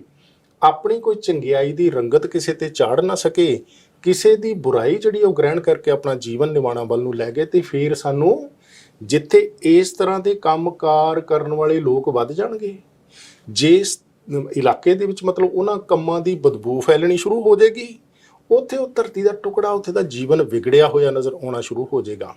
ਤੁਸੀਂ ਜਰਾ ਕੁ ਮੌਂਟਰੀਅਲ ਤੋਂ, ਟੋਰਾਂਟੋ ਤੋਂ, ਸਰੀ ਤੋਂ 200-300 ਕਿਲੋਮੀਟਰ ਬਾਹਰ ਨੂੰ ਚਲੇ ਜਾਓ ਜੀ, ਅਜੇ ਵੀ ਕੈਨੇਡਾ ਬੜਾ ਖੂਬਸੂਰਤ ਹੈ, ਕੁਝ ਵੀ ਨਹੀਂ ਵਿਗੜਿਆ ਉੱਥੇ। ਲੋਕ ਸਾਨੂੰ ਦੱਸਦੇ ਵੀ ਅਸੀਂ ਤਾਲੇ ਵੀ ਨਹੀਂ ਲਾਉਂਦੇ ਜੀ। ਸੋ ਕਹਿਣ ਦਾ ਮਤਲਬ ਇਹ ਹੈ ਵੀ ਇਹ ਮੁਲਕ ਜੇ ਆਪਰਚੁਨਿਟੀ ਦਿੰਦੇ ਹੈ, ਉਸ ਆਪਰਚੁਨਿਟੀ ਦਾ ਅਸੀਂ ਸਦ ਉਪਯੋਗ ਕਰਦੇ ਹਾਂ ਕਿ ਦੁਰ ਉਪਯੋਗ ਕਰਦੇ ਹਾਂ, ਉਹਦੇ ਆਧਾਰ ਤੇ ਉਸ ਇਲਾਕੇ 'ਚ ਉਹੋ ਜਿਹੇ ਜੀਵਨ ਦੀਆਂ ਬਾਤਾਂ ਸੁਣਨ ਨੂੰ ਮਿਲਦੀਆਂ ਜੀ। ਤੇ ਹੁਣ ਕੈਨੇਡਾ ਦੇ ਕੁਝ ਇਲਾਕਿਆਂ ਦੇ ਵਿੱਚ ਇਹ ਬਾਤਾਂ ਸੁਣਨ ਨੂੰ ਮਿਲਦੀਆਂ ਨੇ ਕਿ ਕੈਨੇਡਾ ਬੜਾ ਬਦਲ ਗਿਆ ਕਿਉਂਕਿ ਉੱਥੇ ਦੇ ਆਸ-ਪਾਸ ਦੇ ਵਿੱਚ ਜਿਹੜੇ ਲੋਕ ਸੀ ਉਹਨਾਂ ਦਾ ਸ਼ਾਇਦ ਦਿਮਾਗੀ ਤਵਾਜ਼ਨ ਬਦਲ ਗਿਆ ਜੀ, ਵੀ ਉਹਨਾਂ ਦੀ ਸੋਚ ਦੇ ਵਿੱਚ ਫਰਕ ਆਇਆ ਤਾਂ ਗੱਲ ਅੱਗੇ ਗਈ ਆ। ਦੇਸ਼ ਤਾਂ ਉਹੀ ਹੈ ਕਿਉਂਕਿ ਕ੍ਰਿਮੀਨਲ ਐਲੀਮੈਂਟ ਕਰਕੇ ਹੀ ਆ ਨਾ, ਜਿੱਥੇ ਲੋਕ ਅੱਛੇ ਕੰਮ ਕਰਨ ਵਾਲੇ ਵੱਧ ਹੈ ਉੱਥੇ ਤੁਹਾਨੂੰ ਖੁਸ਼ਬੂ ਆਉਂਦੀ ਹੈ ਵੀ ਬਹੁਤ ਵਧੀਆ ਮੁਲਕ ਹੈ ਜੀ। ਹੁਣ ਕੈਨੇਡਾ ਸਦੀਆਂ ਤੋਂ ਦਹਾਕਿਆਂ ਤੋਂ ਨੰਬਰ 1 ਆਪਣੇ ਆਪ ਨੂੰ ਬਣਾ ਕੇ ਰੱਖ ਰਹੇ ਆ। ਕਿਤੇ ਨਹੀਂ, ਹੁਣ ਕਈ ਕੌਮਾਂ ਹੁੰਦੀਆਂ ਵੀ ਅਸੀਂ ਦੱਸਣ ਜਾਣਾ ਜੀ ਦੂਜੀਆਂ ਕੌਮਾਂ ਨੂੰ ਕਿ ਭਈ ਅਸੀਂ ਆਹ ਹੁੰਨੇ ਆ ਜੀ। ਤੁਸੀਂ ਕਦੀ ਦੇਖਿਆ ਵੀ ਇਹ ਕਿਸੇ ਨੂੰ ਦੱਸਣ ਜਾਣ ਵੀ ਅਸੀਂ ਕੌਣ ਹੁੰਨੇ ਆ? ਇਹ ਕੰਮ ਕਰੀ ਜਾਂਦੇ ਆ ਇਮਾਨਦਾਰੀ ਦੇ ਨਾਲ ਸਖਤ ਮਿਹਨਤ ਤੇ ਉਹਦਾ ਸਿੱਟਾ ਸਾਹਮਣੇ ਆਈ ਜਾਂਦਾ ਹੈ। ਹੁਣ ਸ਼ਾਇਦ ਅੱਜ ਜਿੱਥੇ ਉੱਥੇ ਮੱਖੀਆਂ ਨੇ ਆ ਹੀ ਜਾਣਾ ਜਿੱਥੇ ਗੋੜੇ ਆ ਜਾਂ ਜੋ ਵੀ ਜਿੱਥੇ ਮਿੱਠੀ ਜਗ੍ਹਾ ਹੈ ਉੱਥੇ ਭਿਣਕ ਜਿਹੜੀ ਆ ਉਹ ਪੈਣੀ ਆ। ਸੋ ਹੁਣ ਇੱਥੇ ਮਿੱਠਾ ਕੈਨੇਡਾ ਅਮਰੀਕਾ 'ਚ ਤੇ ਲੋਕਾਂ ਨੂੰ ਲੱਗਦਾ ਵੀ ਅਸੀਂ ਉੱਥੇ ਚਲੇ ਜਾਈਏ, ਪਰ ਜੇ ਆ ਕੇ ਉੱਥੇ ਆਪਣਾ ਕੰਮ ਆਪਣੀ ਸੋਚ ਖੂਬਸੂਰਤ ਨਹੀਂ ਰੱਖੀ ਜੀ ਤੇ ਫਿਰ ਉਸ ਕਹਿ ਲਓ ਵੀ ਉਸ ਜੋ ਵੀ ਅਸੀਂ ਉਸ ਆਪਣੀ ਬੁੱਧੀ ਦੇ ਨਾਲ ਕਰਾਂਗੇ ਉਸ ਕੰਮ ਦੇ ਬਦਬੂ ਫੈਲੇਗੀ ਤੇ ਉਹ ਬਦਬੂ ਆਲੇ ਦੁਆਲੇ ਦੇ ਵਿੱਚ ਫੈਲੀ ਹੋਈ ਕਰਕੇ ਸਾਨੂੰ ਲੱਗਦਾ ਵੀ ਕੈਨੇਡਾ ਬਦਲਿਆ ਹੋਇਆ ਹੈ। ਨਹੀਂ ਤੇ ਕੈਨੇਡਾ ਤੇ ਦੁਨੀਆ ਭਰ ਦੇ ਵਿੱਚ ਆਪਾਂ ਦੇਖਦੇ ਹਾਂ ਵੀ ਭੂਗੋਲਿਕ ਪੱਖੋਂ ਧਰਤੀ ਦਾ ਦੂਸਰਾ ਵੱਡਾ ਦੇਸ਼ ਹੈ, ਕੋਈ ਛੋਟੀ ਮੋਟੀ ਗੱਲ ਥੋੜ੍ਹਾ ਹੈ। ਇਸ ਮੁਲਕ ਦੇ ਵਿੱਚ ਵਿਸ਼ਾਲ ਇਲਾਕੇ ਆ, ਧਰਾਤਲ ਹੈ। ਕਈ ਥਾਵਾਂ ਤੁਸੀਂ ਐਸੀਆਂ ਦੇਖੋਗੇ ਕਿ ਅਜੇ ਤੁਹਾਨੂੰ ਉੱਥੇ ਜਾ ਕੇ ਲੱਗੇਗਾ ਵੀ ਕਿਸੇ ਮਨੁੱਖ ਨੇ ਤੇ ਕਦੇ ਪੈਰ ਹੀ ਨਹੀਂ ਪਾਇਆ। ਇੰਨਾ ਵਿਸ਼ਾਲ ਦੇਸ਼ ਹੈ। ਸੋ ਇਸ ਕਰਕੇ ਮਤ ਇਹ ਸਮਝੀਏ ਕਿ ਕੈਨੇਡਾ ਖਤਮ ਹੋ ਗਿਆ, ਕੈਨੇਡਾ ਦੇ ਵਿੱਚ ਹੁਣ ਉਹ ਗੱਲ ਨਹੀਂ ਰਹੀ। ਇਹ ਹੋ ਸਕਦਾ ਵੀ ਕੁਝ ਇਲਾਕਿਆਂ ਦੇ ਵਿੱਚ ਆਬਾਦੀ ਦੀ ਕੁਰਬਲ ਇਸ ਤਰੀਕੇ ਦੇ ਨਾਲ ਅਸੀਂ ਵਧਾ ਲਈ ਹੋਵੇ, ਹਾਂਜੀ, ਅਨਿਯਮਿਤ ਤੌਰ ਤੇ ਉੱਥੇ ਕੁਝ ਲੋਕਾਂ ਦੇ ਕੰਮ ਜਿਹੜੇ ਬੇਢੱਬੇ ਹੋਣ, ਆਪੋ ਤਾਪੀ ਜਿਹੜੀ ਹੁਣ ਅਸੀਂ ਕਹਿੰਦੇ ਹੁੰਦੇ ਆ ਕਿ ਜੀ ਵੀ ਅਸੀਂ ਕੈਨੇਡਾ ਜਾਣਾ, ਇੰਗਲੈਂਡ ਜਾਣਾ, ਯੂਰਪ ਜਾਣਾ, ਅਮਰੀਕਾ ਜਾਣਾ, ਟੈਚੀ ਵੀ ਨਵੇਂ ਲੈ, ਉਹ 'ਚ ਕੱਪੜੇ ਵੀ ਨਵੇਂ ਪਾ, ਆਪ ਵੀ ਨਹਾ ਧੋ ਕੇ ਸਰੀਰ ਤੇ ਵੀ ਕੱਪੜੇ ਨਵੇਂ ਪਾ, ਪਰ ਉਹ ਜਿਹੜਾ ਕਰਨ ਵਾਲਾ ਕੰਮ ਸੀ ਉਹ ਨਹੀਂ ਕੀਤਾ ਜਹਾਜ਼ ਦੇ ਵਿੱਚ ਬੈਠਣ ਤੋਂ ਪਹਿਲਾਂ ਕਿ ਆਪਣੇ ਸਿਰ ਦੇ ਹਾਲਾਤ, ਉਹ ਜਿਹੜੀ ਬੁੱਧੀ ਆ ਜਿਹਦੇ ਕਰਕੇ ਉੱਥੇ ਜੀਵਨ ਬੜਾ ਅਸਤ ਵਿਅਸਤ ਸੀ, ਆਪੋ ਧਾਪੀ ਵਾਲੀ ਮਾਨਸਿਕਤਾ ਸੀਗੀ, ਬੇਈਮਾਨੀਆਂ ਦੀਆਂ ਸਕੀਮਾਂ ਸਿਰਾਂ ਦੇ ਵਿੱਚ ਉਪਜਦੀਆਂ ਸੀਗੀਆਂ। ਪਰ ਜੇ ਹੁਣ ਸਿਰ ਦੇ ਵਿੱਚ ਉਹ ਸਾਰੀਆਂ ਸੋਚਾਂ ਤੁਸੀਂ ਨਵੇਂ ਸਮਾਨ ਦੇ ਨਾਲ ਇੰਪੋਰਟ ਕਰ ਲਈਆਂ, ਉਹ ਨਵਾਂ ਸਮਾਨ ਤੁਸੀਂ ਲਿਆਓ ਨਾ ਲਿਆਓ ਪਰ ਕੋਈ ਨਵੀਂ ਸੋਚ ਲੈ ਕੇ ਆਓ ਤੇ ਧਰਤੀ ਦੇਸ਼ ਬਦਲੇ ਦਾ ਤਾਂ ਕੋਈ ਅਰਥ ਬਣਦਾ। ਬਿਲਕੁਲ ਠੀਕ ਹੈ ਜੀ। ਇੱਕ ਜੋਲ ਸਾਹਿਬ ਮੈਨੂੰ ਨਾਲ ਹੋਰ ਵੀ ਦੱਸਿਓ ਕਿ ਜਿਹੜੇ ਇੰਟਰਨੈਸ਼ਨਲ ਸਟੂਡੈਂਟ ਆ ਰਹੇ ਨੇ ਪੰਜਾਬੀ ਕੈਨੇਡਾ ਦੇ ਵਿੱਚ ਜੀ, ਆ ਪਿੱਛੇ 700 ਵਿਦਿਆਰਥੀਆਂ ਦਾ ਮਸਲਾ ਬੜਾ ਵੱਡਾ ਭਖਿਆ, ਕਿੰਨਿਆਂ ਨੂੰ ਡਿਪੋਰਟ ਕੀਤਾ ਗਿਆ, ਕਿੰਨੇ ਡਿਪੋਰਟ ਹੋਣ ਦੇ ਕੰਢੇ ਤੇ ਸੀ। ਫਿਰ ਬੜੀ ਚਰਚਾ ਚੱਲੀ ਕਿ ਕੈਨੇਡਾ ਦੇ ਵਿੱਚ ਧਰਨੇ ਥੋੜੀ ਲੱਗਦੇ ਹੁੰਦੇ ਆ, ਤੁਸੀਂ ਧਰਨੇ ਲਾਉਣੇ ਸ਼ੁਰੂ ਕਰਤੇ। ਕਈ ਸਰਕਾਰਾਂ ਤੱਕ ਗੱਲ ਪਹੁੰਚੀ। ਜਿਹੜੇ ਬੱਚੇ ਆਉਣ ਨੂੰ ਤਿਆਰ ਬੈਠੇ ਆ, ਅਸੀਂ ਨਹੀਂ ਕਹਿੰਦੇ ਕਿ ਜ਼ਰੂਰ ਆਓ, ਪਰ ਜੇ ਕਿਸੇ ਦਾ ਮਨ ਕਰਦਾ, ਜੇ ਕਿਸੇ ਨੇ ਧਾਰ ਹੀ ਰਿਹਾ, ਕਿਹਨਾਂ ਚੀਜ਼ਾਂ ਦਾ ਖਿਆਲ ਰੱਖਣ ਆਉਣ ਤੋਂ ਪਹਿਲਾਂ ਕਿ ਉਹਨਾਂ ਦੇ ਨਾਲ ਕੋਈ ਠੱਗੀ, ਕੋਈ ਧੋਖਾਧੜੀ ਨਾ ਹੋ ਸਕੇ। ਜਿਹੜੇ ਇੱਥੇ ਹੁਣ ਤੰਗ ਪਰੇਸ਼ਾਨ ਹੁੰਦੇ ਸੀ, ਉੱਦਾਂ ਦੀ ਤੰਗੀ ਹੋਰ ਬੱਚਿਆਂ ਨੂੰ ਨਾ ਆਵੇ, ਕਿਉਂਕਿ ਨਾਲ ਆਪਾਂ ਇਹ ਗੱਲ ਮੰਨ ਕੇ ਚੱਲਣਾ ਕਿ ਉਹਨਾਂ ਦੇ ਮਾਂ-ਬਾਪ ਹੋ ਸਕਦਾ ਖੇਤੀਬਾੜੀ ਕਰਦੇ ਆ, ਉਹਨਾਂ ਨੂੰ ਇੰਗਲਿਸ਼ ਨਹੀਂ ਆਉਂਦੀ, ਉਹ ਵੈਬਸਾਈਟ ਅਜੇ ਨਹੀਂ ਚੈੱਕ ਕਰ ਸਕਦੇ, ਉਹ ਕੈਨੇਡਾ ਦੇ ਵਿੱਚ ਲਾਅ 'ਚ ਕੀ ਤਬਦੀਲੀ ਹੋਈ ਹੈ ਉਹ ਨਹੀਂ ਪਤਾ ਕਰ ਸਕਦੇ। ਹਰ ਇੱਕ ਬੰਦੇ ਦੇ ਆਪਣਾ ਪੱਧਰ ਹੈ ਕਿ ਉਹ ਪਿੰਡਾਂ ਦੇ ਬੱਚੇ, ਜਿਹੜੇ ਸਾਡੇ ਤੁਹਾਡੇ ਪਿੰਡਾਂ ਦੇ ਬੱਚੇ ਆ, ਜਿਹੜੇ ਸਧਾਰਨ ਘਰਾਂ ਦੇ ਨੇ, ਕਿ ਉਹ ਸਾਵਧਾਨੀ ਕੀ ਵਰਤਣ। ਨਹੀਂ, ਇਹ ਗੱਲ ਤੁਹਾਡੀ ਠੀਕ ਹੈ। ਵੈਸੇ ਨਾ ਪਹਿਲਾਂ ਹੁਣ ਤੋਂ 20-25-30 ਸਾਲ ਪਹਿਲਾਂ ਵੀ ਇਦਾਂ ਸੀ ਵੀ ਅਜੇ ਵਾਹ ਨਹੀਂ ਸੀ ਵਗੀ ਜੀ। ਹੁਣ ਗੱਲ ਚੱਲਦੀ ਆ ਵੀ ਵਾਹ ਵਗ ਗਈ ਹੈ। ਬਜ਼ੁਰਗਾਂ ਦੀਆਂ ਗੱਲਾਂ ਵੀ ਬੱਚਿਆਂ ਨੂੰ ਇਹ ਹੁੰਦੀਆਂ, ਅੱਛਾ ਬਈ ਤੂੰ BA ਕਰ ਲਈ, ਅੱਛਾ ਨਹੀਂ ਤੂੰ MA ਕਰ ਲਈ, ਤੂੰ ਅਜੇ ਐਲਟਸ ਨਹੀਂ ਕੀਤਾ। ਮਤਲਬ ਐਲਟਸ ਇੱਕ ਬਹੁਤ ਵੱਡੀ ਐਜੂਕੇਸ਼ਨ ਸਾਡੇ ਸਿਰਾਂ 'ਚ ਬਣ ਡਿਗਰੀ ਬਣਾਤੀ ਹੈ ਨਾ, ਜਦੋਂ ਕਿ ਐਲਟਸ ਆਪਣੇ ਆਪ ਦੇ ਵਿੱਚ ਕੋਈ ਕੁਆਲੀਫਿਕੇਸ਼ਨ ਨਹੀਂ ਆ ਜੀ। ਸੋ ਇਹ ਕੋਈ ਐਂਟਰੈਂਸ ਟੈਸਟ ਤਾਂ ਮੰਨਿਆ ਜਾ ਸਕਦਾ, ਪਰ ਇਹ ਆਪਣੇ ਆਪ ਦੇ ਵਿੱਚ ਕੋਈ ਅਬਿਲਿਟੀ, ਕੋਈ ਯੋਗਤਾ, ਕੋਈ ਸਮਰੱਥਾ, ਕੋਈ ਸਕਿੱਲ ਨਹੀਂ ਆ। ਇਹ ਸਿਰਫ ਤੇ ਸਿਰਫ ਤੁਸੀਂ ਆਪਣੀ ਪੜ੍ਹਾਈ ਜਿਹੜੀ ਕੀਤੀ 14 ਸਾਲ, 12 ਸਾਲ, 16 ਸਾਲ, ਵੀ ਉਹਦੇ ਦੌਰਾਨ ਇੰਗਲਿਸ਼ ਦੀ ਨੌਲੇਜ ਤੁਸੀਂ ਕਿੰਨੀ ਅਕਵਾਇਰ ਕੀਤੀ, ਜਸਟ ਇੱਕ ਉਹਦਾ ਇੱਕ ਟੈਸਟ ਹੈ। That's what it is. ਅੱਛਾ, ਲੇਕਿਨ ਕਿ ਵੀ ਹੁਣ ਉਹ ਜਿਹੜੀ ਵਾਹ ਵਗ ਗਈ ਹੋਣ ਕਰਕੇ ਇੱਕ ਭੇਡ ਚਾਲ ਆ, ਇੱਕ ਦੂਜੇ ਦੇ ਮਗਰ ਲੱਗ ਕੇ, ਹੈ ਨਾ, ਵੀ ਪੰਜਾਬ 'ਚ ਜਾਣੀ ਕਿ ਵੀ ਬਿਲਕੁਲ ਹੀ ਅਸੀਂ ਰਹਿਣਾ ਹੀ ਨਹੀਂ ਆ ਤੇ ਅਸੀਂ ਜਾਣਾ ਆ ਤੇ ਜਾਣਾ ਕੈਨੇਡਾ ਆ, ਹੈ ਨਾ। ਹੁਣ ਲੇਕਿਨ ਕਿ ਗੱਲ ਇਹ ਆ ਵੀ ਆਪਾਂ ਇਹ ਸ਼ੁਰੂ ਤੋਂ ਹੀ ਦੇਖਦੇ ਆ ਰਹੇ ਹਾਂ ਵੀ ਪਰਮਵੀਰ ਜੀ, ਜਿਸ ਦੇਸ਼ ਦੇ ਵਿੱਚ ਕੋਈ ਭੈਣ ਭਰਾ ਗਏ, ਉੱਥੇ ਜਾ ਕੇ ਕਿਸ ਤਰ੍ਹਾਂ ਦੇ ਲੋਕ ਉਹਨਾਂ ਨੂੰ ਮਿਲੇ ਜੀ, ਹੈ ਨਾ, ਵੀ ਕਿਸ ਤਰ੍ਹਾਂ ਦਾ, ਪਹਿਲੀ ਗੱਲ ਤੇ ਵੀ ਉਹਨਾਂ ਦੀ ਆਪਣੀ ਸੋਚਣ ਦੀ, ਬੁੱਧੀ ਦੀ ਅਵਸਥਾ ਸੀਗੀ। ਵੀ ਜੇ ਤਾਂ ਥੋੜ੍ਹੀ ਜਿਹੀ ਲਾਈ ਲੱਗ ਸੀ, ਜਿਸ ਤਰ੍ਹਾਂ ਤੁਸੀਂ ਕਿਹਾ ਵੀ ਉਹਨਾਂ ਨੂੰ ਇਨਫੋਰਮੇਸ਼ਨ ਮਿਲਦੀ ਨਹੀਂ, ਪਰ ਮੈਂ ਥੋੜ੍ਹਾ ਜਿਹਾ ਇਹ ਸਮਝਦਾ ਵੀ ਜੇ ਕੋਈ ਸਹੀ ਤੇ ਢੁਕਵੀਂ ਇਨਫੋਰਮੇਸ਼ਨ ਦੇਵੇ ਭੈਣ ਭਰਾਵਾਂ ਨੂੰ ਤੇ ਉਹ ਲੈਣ ਨੂੰ ਵੀ ਨਹੀਂ ਤਿਆਰ। ਉਹ ਸਿਰਫ ਇਹ ਲੈਣ ਨੂੰ ਇਨਫੋਰਮੇਸ਼ਨ ਤਿਆਰ ਆ ਵੀ ਹਾਂਜੀ ਉੱਥੇ ਜਹਾਜ਼ ਖੜਾ ਤੇ ਤੁਸੀਂ ਪਾਓ ਨਵੇਂ ਕੱਪੜੇ ਤੇ ਬਹਿ ਜਾਓ ਤੇ ਉਤਰ ਜਾਓਗੇ ਕੈਨੇਡਾ। ਜਿਹੜਾ ਤੇ ਉਹਨਾਂ ਨੂੰ ਕੋਈ ਇਦਾਂ ਦੀ ਗੱਲ ਕਹਿ ਦੇਵੇ ਉਹ ਬਹੁਤ ਵਧੀਆ ਗੱਲ ਉਹਨਾਂ ਨੂੰ ਲੱਗਦੀ ਆ। ਜਿਹੜਾ ਕੋਈ ਸੱਚੀ ਗੱਲ ਕਰ ਦੇਵੇ ਵੀ ਉੱਥੇ ਸਟਰਗਲ ਵੀ ਆ, ਉੱਥੇ ਜਾ ਕੇ ਕੰਮ ਵੀ ਕਰਨਾ ਪੈਣਾ, ਉੱਥੇ ਮਿਹਨਤ ਵੀ ਕਰਨੀ ਪੈਣੀ ਆ, ਉੱਥੇ ਤਰ੍ਹਾਂ ਤਰ੍ਹਾਂ ਦੀਆਂ ਜਿਹੜੀਆਂ ਜੀ ਵੀ ਤੁਹਾਨੂੰ ਸਟਰਗਲਸ ਦੇ ਵਿੱਚੋਂ ਗੁਜ਼ਰਨਾ ਪੈਣਾ, ਉਹ ਵੀ ਇੱਥੇ ਬਹੁਤ ਔਖਾ। ਕਈ ਵਾਰੀ ਭੈਣ ਭਰਾ ਕਹਿਣਗੇ ਵੀ ਇੱਥੇ ਜੋਬਾਂ ਨਹੀਂ ਮਿਲਦੀਆਂ, ਫਿਰ ਅੱਗੋਂ ਅਕਸਰ ਉਹਨਾਂ ਦਾ ਜਵਾਬ ਹੁੰਦਾ ਵੀ ਤੁਸੀਂ ਆਪ ਤਾਂ ਉੱਥੇ ਬੈਠੇ ਆ, ਤੁਸੀਂ ਚਾਹੁੰਦੇ ਵੀ ਹੁਣ ਸਾਡਾ ਕੋਈ ਭੈਣ ਭਰਾ, ਸਾਡਾ ਕੋਈ ਬੱਚਾ ਨਾ ਪਹੁੰਚ ਜਾਏ। ਸੋ ਇਸ ਕਰਕੇ ਉਹਨਾਂ ਨੂੰ ਥੋੜ੍ਹੀਆਂ ਜਿਹੀਆਂ ਉਹ ਗੱਲਾਂ ਚੰਗੀਆਂ ਲੱਗਦੀਆਂ ਜਿਹੜੇ ਉਹਨਾਂ ਨੂੰ ਉਸ ਪਾਸੇ ਨੂੰ ਫੈਸਿਲਿਟੇਟ ਕਰਨ ਵਾਲੀਆਂ ਹੋਣ ਕਿ ਹਾਂਜੀ ਬੈਠੋ ਜਹਾਜ਼ ਦੇ ਵਿੱਚ ਪਹੁੰਚ ਜਾਓਗੇ। ਅੱਜ ਅਸੀਂ ਕਹਿੰਦੇ ਆ, ਪਹਿਲਿਆਂ ਸਮਿਆਂ 'ਚ ਨਹੀਂ ਸੀ, ਅੱਜ ਇੰਟਰਨੈਟ ਗੂਗਲ ਦਾ ਜ਼ਮਾਨਾ ਜੀ, ਫੋਨ ਹਰ ਇੱਕ ਦੇ ਹੱਥ ਵਿੱਚ ਹੈ, ਵਾਈਫਾਈ ਦੀ ਫੈਸਿਲਿਟੀ ਉਹਦੇ ਵਿੱਚ ਹੈ, ਤੁਸੀਂ ਬਾਕੀ ਸਾਰਾ ਕੁਝ ਗੂਗਲ ਕਰ ਰਹੇ ਹੋ, ਤੁਸੀਂ ਕੈਨੇਡਾ ਦਾ ਜੀਵਨ ਵੀ ਕਰ ਸਕਦੇ ਹੋ। ਇੱਥੇ ਕੀ ਕੀ ਸਟਰਗਲਸ ਆ, ਇੱਥੇ ਇੰਪਲੋਇਮੈਂਟ ਮਾਰਕੀਟ ਕੀ ਆ, ਜੋ ਵੀ ਚੈਲੰਜਸ ਆ, ਵੀ ਤੁਹਾਡੀ ਸਟੱਡੀ ਦਾ ਉੱਥੇ ਕੀ ਜਾ ਕੇ ਬਣੂਗਾ, ਤੁਸੀਂ ਬਾਕੀ ਸਭ ਕੁਝ ਗੂਗਲ ਕਰ ਰਹੇ ਹੋ। ਮੈਂ ਕਹਿੰਦਾ ਵੀ ਅਸੀਂ ਇੱਥੇ ਆਉਣ ਤੋਂ ਪਹਿਲਾਂ ਕੈਨੇਡਾ ਤੇ ਅਮਰੀਕਾ ਦੇ ਸੁਪਨੇ ਦੇਖਦੇ ਹਾਂ ਵੀ ਉੱਥੇ ਜਾਣਾ ਹੀ ਜਾਣਾ, ਕਮਾਲ ਹੋ ਜਾਏਗੀ ਜਾ ਕੇ ਉੱਥੇ, ਹੈ ਨਾ ਜੀ। ਵੀ ਅੱਛਾ ਜਿੱਥੇ ਅਸੀਂ ਹੋਰ ਕਈ ਕੁਛ ਉੱਥੇ ਫਿਰ ਪਹੁੰਚਣ ਲਈ ਗੂਗਲ ਕਰਦੇ ਹਾਂ, ਕਿਉਂ ਨਹੀਂ ਵੀ ਇੱਥੇ ਆ ਕੇ ਚੈਲੰਜਸ ਕੀ ਕੀ ਹੋ ਸਕਦੇ ਆ ਉਹ ਵੀ ਗੂਗਲ ਕਰ ਸਕਦੇ ਹਨ। ਇੱਥੇ ਆ ਕੇ ਕਈ ਭੈਣ ਭਰਾ ਕਹਿਣਗੇ ਵੀ ਬਹੁਤ ਗਲਤੀ ਹੋ ਗਈ, ਮੈਨੂੰ ਇਸ ਗੱਲ ਦਾ ਪਤਾ ਹੁੰਦਾ ਮੈਂ ਕਦੇ ਨਾ ਆਉਂਦੀ, ਮੈਨੂੰ ਏਦਾਂ ਪਤਾ ਲੱਗ ਜਾਂਦਾ ਫੇਰ ਨਾ ਮੈਂ ਆਉਂਦਾ, ਹੈ ਨਾ। ਅੱਛਾ ਹੁਣ ਇਹ ਸਭ ਕੁਝ ਲਿਖਣ ਕੇ ਚਲੋ ਠੀਕ ਹੈ, ਸਵਾਗਤ ਸਭ ਦਾ ਕਰਦੇ ਆ, ਪਰ ਇਹ ਨਹੀਂ ਇੱਥੇ ਆ ਕੇ ਅੱਜ ਦੇ ਤਕਨੀਕ ਦੇ ਜ਼ਮਾਨੇ ਵਿੱਚ ਕਹਿਣ ਦੀ ਲੋੜ ਵੀ ਮੈਨੂੰ ਪਤਾ ਨਹੀਂ ਸੀ ਲੱਗਾ ਤੇ ਜਾਂ ਮੈਂ ਪਤਾ ਕਰ ਨਹੀਂ ਸੀ ਸਕਦਾ। ਪਰ ਕਿਉਂਕਿ ਪਤਾ ਕਰਨਾ ਨਹੀਂ ਆਪਾਂ ਚਾਹੁੰਦੇ ਹੁੰਦੇ ਜਾਂ ਇੰਨਾ ਸਮਾਂ ਕੱਢਦੇ ਨਹੀਂ, ਉਸ ਵੇਲੇ ਇੰਨੇ ਸੰਵੇਦਨਸ਼ੀਲ ਨਹੀਂ ਹੁੰਦੇ, ਤਦ ਕਰਕੇ ਵੀ ਅਸੀਂ ਅਗਿਆਨੀ ਦੇ ਅਗਿਆਨੀ ਰਹਿੰਦੇ ਹਾਂ। ਵੱਡੀ ਤਾਦਾਦ ਦੇ ਵਿੱਚ ਅਸੀਂ ਵੀ ਉੱਥੇ ਪੰਜਾਬ ਦੇ ਸਕੂਲਾਂ ਦੇ ਵਿੱਚ ਲੈਕਚਰ ਜਾ ਕੇ ਦੇਖੇ ਆ, ਲੋਕਾਂ ਨੂੰ ਐਜੂਕੇਟ ਕਰਨ ਦੀ ਕੋਸ਼ਿਸ਼ ਕੀਤੀ, ਪਰ ਲੋਕਾਂ ਦੇ ਦਿਲਾਂ ਦੇ ਵਿੱਚ ਇਹੀ ਹੁੰਦਾ ਵੀ ਸਾਨੂੰ ਕੋਈ ਭੈਣ ਭਰਾ ਉਹ ਆਵੇ ਜਿਹੜਾ ਕਹੇ ਕਿ ਹਾਂਜੀ ਬੰਨੋ ਆਪਣਾ ਟੈਚੀ ਤੇ ਤੁਰੀਏ, ਆ ਰਸਤਾ ਹੈਗਾ ਬਾਈਪਾਸ। ਉਹ ਗੱਲ ਜਾਣੀ ਕਿ ਬਹੁਤ ਵਧੀਆ ਆ, ਠੀਕ ਆ, ਉਹ ਵੀ ਬਹੁਤ ਵਧੀਆ ਲੱਗਣੀ ਚਾਹੀਦੀ ਆ। ਪਰ ਇਹਦੇ ਨਾਲ ਹੀ ਜੇ ਅਸੀਂ ਚਾਹੁੰਦੇ ਆ ਵੀ ਉੱਥੇ ਜਾ ਕੇ ਸਾਨੂੰ ਚੈਲੰਜਸ, ਸਾਨੂੰ ਚੁਣੌਤੀਆਂ ਘੱਟ ਪੇਸ਼ ਹੋਣ, ਚੁਣੌਤੀਆਂ ਤੇ ਹਰ ਜਗ੍ਹਾ ਪੇਸ਼ ਹੋਣਗੀਆਂ, ਪੰਜਾਬ 'ਚ ਆਪਣੇ ਪਿੰਡਾਂ 'ਚ ਚੁਣੌਤੀਆਂ ਪੇਸ਼ ਆਈ ਜਾਂਦੀਆਂ ਹੈ ਨਾ, ਉੱਥੇ ਹਾਲੇ ਕਿ ਸਾਨੂੰ ਕੋਈ ਲੈਂਗੁਏਜ ਦਾ ਐਡਾ ਵੱਡਾ ਕੋਈ ਚੈਲੰਜ ਨਹੀਂ, ਕੋਈ ਅਦਰਵਾਈਜ਼। ਸੋ ਉਹ ਸਾਡੀ ਆਪਣੀ ਜਨਮ ਭੂਮੀ ਆ, ਸਾਡੀ ਆਪਣੀ ਉੱਥੇ ਬੋਲੀ ਆ। ਪਰ ਇਹ ਹੁਣ ਅਸੀਂ ਜਦੋਂ ਵਿਦੇਸ਼ ਦੀ ਧਰਤੀ ਤੇ ਜਾਣਾ, ਸਾਡੇ ਵਾਸਤੇ ਸਭ ਕੁਝ ਨਵਾਂ, ਤੇ ਸਭ ਤੋਂ ਪਹਿਲਾਂ ਉੱਥੇ ਫਿਰ ਜਿਹੜੀ ਆ ਲੈਂਗੁਏਜ ਆ ਵੱਡਾ ਬੈਰੀਅਰ ਬਣ ਕੇ ਸਾਹਮਣੇ ਆਉਂਦਾ। ਤੁਹਾਨੂੰ ਪਤਾ ਜੀ ਵੀ ਕੰਪੀਟੀਸ਼ਨ ਦਾ ਇਹ ਪਰਮਵੀਰ ਜੀ ਯੁੱਗ ਹੈ, ਆਪਣੀ ਜਗ੍ਹਾ ਤੇ ਖੜੇ ਰਹਿਣ ਲਈ ਵੀ ਕੰਪੀਟੀਸ਼ਨ ਦੇ ਯੁੱਗ ਵਿੱਚ ਨੌਜਵਾਨਾਂ ਨੂੰ ਦੌੜਦੇ ਰਹਿਣਾ ਪੈਂਦਾ, ਫਿਰ ਅੱਗੇ ਵਧਣਾ ਦੂਰ ਦੀ ਗੱਲ ਆ। ਫਿਰ ਜਦੋਂ ਬਿਲਕੁਲ ਜਦੋਂ ਤੁਹਾਡਾ ਉਦੋਂ ਕੰਪੀਟੀਸ਼ਨ ਉਹਨਾਂ ਲੋਕਾਂ ਨਾਲ ਹੋਵੇ ਕਿਸੇ ਬਿਗਾਨੀ ਧਰਤੀ ਤੇ ਜਾ ਕੇ, ਜਿੱਥੇ ਕਿ ਜਨਮੇ ਪਲੇ ਨੌਜਵਾਨ ਜਿਹੜੇ ਲੋਕ ਹੈਗੇ ਆ, ਉਹਨਾਂ ਨਾਲ ਤੁਸੀਂ ਕੰਪੀਟ ਕਰਨਾ, ਤੇ ਫਿਰ ਤੁਹਾਨੂੰ ਉਹਨਾਂ ਨਾਲੋਂ ਵੀ ਤੇਜ਼ ਦੌੜਨਾ ਪੈਣਾ ਹੈ, ਭਾਵ ਕਿ ਉਹਨਾਂ ਨਾਲੋਂ ਵੀ ਆਪਣੇ ਅੰਦਰ ਵੱਧ ਯੋਗਤਾ ਲਿਆਉਣੀ ਪੈਣੀ ਹੈ। ਸੋ ਇਸ ਕਰਕੇ ਇਹ ਹੈ ਜੀ ਵੀ ਆਪਣੇ ਆਪ ਨੂੰ ਇਸ ਤਰ੍ਹਾਂ ਦੀ ਸਟਰਗਲ ਦੇ ਲਈ ਤਿਆਰ ਕਰਕੇ ਜਿਹੜੇ ਨੌਜਵਾਨ ਘਰਾਂ ਤੋਂ ਤੁਰਨਗੇ, ਉਹ ਜ਼ਰੂਰ ਇੱਥੇ ਆਪਾਂ ਦੇਖ ਰਹੇ ਹਾਂ ਵੱਡੀ ਤਾਦਾਦ ਦੇ ਵਿੱਚ ਆ ਕੇ ਨੌਜਵਾਨ ਕਾਮਯਾਬ ਵੀ ਹੁੰਦੇ ਆ। ਅਸੀਂ ਦੇਖਿਆ ਕਿ ਕੰਪਿਊਟਰ ਦੇ ਕਈ ਐਸੇ ਪ੍ਰੋਫੈਸ਼ਨ ਹੈ ਜਿਨ੍ਹਾਂ ਦੇ ਵਿੱਚ ਸਟੱਡੀ ਆਪਣੀ ਕੰਪਲੀਟ ਕਰਦਿਆਂ ਸਾਰੀ $1 ਲੱਖ $1.25 ਲੱਖ ਤੱਕ ਦੇ ਜਿਹੜੇ ਪੈਕੇਜਸ ਆ ਨੌਜਵਾਨਾਂ ਨੇ ਲਏ ਹੋਏ ਨੇ ਜੀ। ਸੋ ਤਦ ਕਰਕੇ ਇਹ ਹੈ ਜੀ ਵੀ ਕਿੰਨਾ ਕੁ ਆਪਣੇ ਸੋਚ ਦਾ ਦਾਇਰਾ ਰੱਖਿਆ, ਜੇ ਤਾਂ ਇੰਨਾ ਕੀ ਰੱਖਿਆ ਵੀ ਥੋੜਾ ਬਹੁਤਾ ਚਲੋ ਪੜ੍ਹਾਈ ਬਹਾਨਾ ਸੀ ਵੀ ਮੈਂ ਵਰਕ ਪਰਮਿਟ ਹੈ, ਉਸ ਤੋਂ ਬਾਅਦ ਫਿਰ ਹੁਣ ਮੈਂ ਸਿਕਿਉਰਿਟੀ ਗਾਰਡ ਦਾ ਲਾਇਸੈਂਸ ਲੈ ਲਿਆ, ਜਾਂ ਫਿਰ ਉਸ ਤੋਂ ਬਾਅਦ ਮੈਂ ਟਰੱਕਿੰਗ 'ਚ ਚਲਾ ਗਿਆ। ਸੋ ਜੇ ਤੇ ਉੱਥੇ ਫਿਰ ਚੱਕਰ ਬਾਅਦ ਦੇ ਵਿੱਚ ਕੱਟੇ, ਟੈਕਸੀ ਤੱਕ, ਟਰੱਕ ਤੱਕ, ਵੀ ਉਹਨੂੰ ਕੁਝ ਸਮਾਂ ਕਰਕੇ ਉਸ ਤੋਂ ਅੱਗੇ ਆਪਣੀ ਜਿਹੜੀ ਐਜੂਕੇਸ਼ਨ ਆ ਵੀ ਉਹਨੂੰ ਨਹੀਂ ਹੋਰ ਅੱਗੇ ਫਰਦਰ ਡਿਵੈਲਪ ਕੀਤਾ ਗਿਆ, ਇੰਪਰੂਵ ਨਹੀਂ ਕੀਤਾ ਗਿਆ, ਜਿਹੜੇ ਕੋਰਸਿਸ ਦੀ ਲੋੜ ਸੀ ਉਹ ਨਹੀਂ ਲਏ ਗਏ। ਸੋ ਕਹਿਣ ਦਾ ਮਤਲਬ ਇਹ ਆ ਪਰਮਵੀਰ ਜੀ ਵੀ ਜ਼ਮੀਨ ਤੋਂ ਭਾਫ ਬਣ ਕੇ ਉੱਪਰ ਪਾਣੀ ਉਹ ਉੱਠਦਾ ਜਿਹੜਾ ਸੇਕ ਸਹਿੰਦਾ। ਸੋ ਜਿਹਨੇ ਐਜੂਕੇਸ਼ਨ ਦਾ ਸੇਕ ਸਹਿਣਾ, ਤਰੱਕੀ ਜੀਵਨ ਦੇ ਵਿੱਚ ਉਹਨੇ ਕਰਨੀ ਹੈ।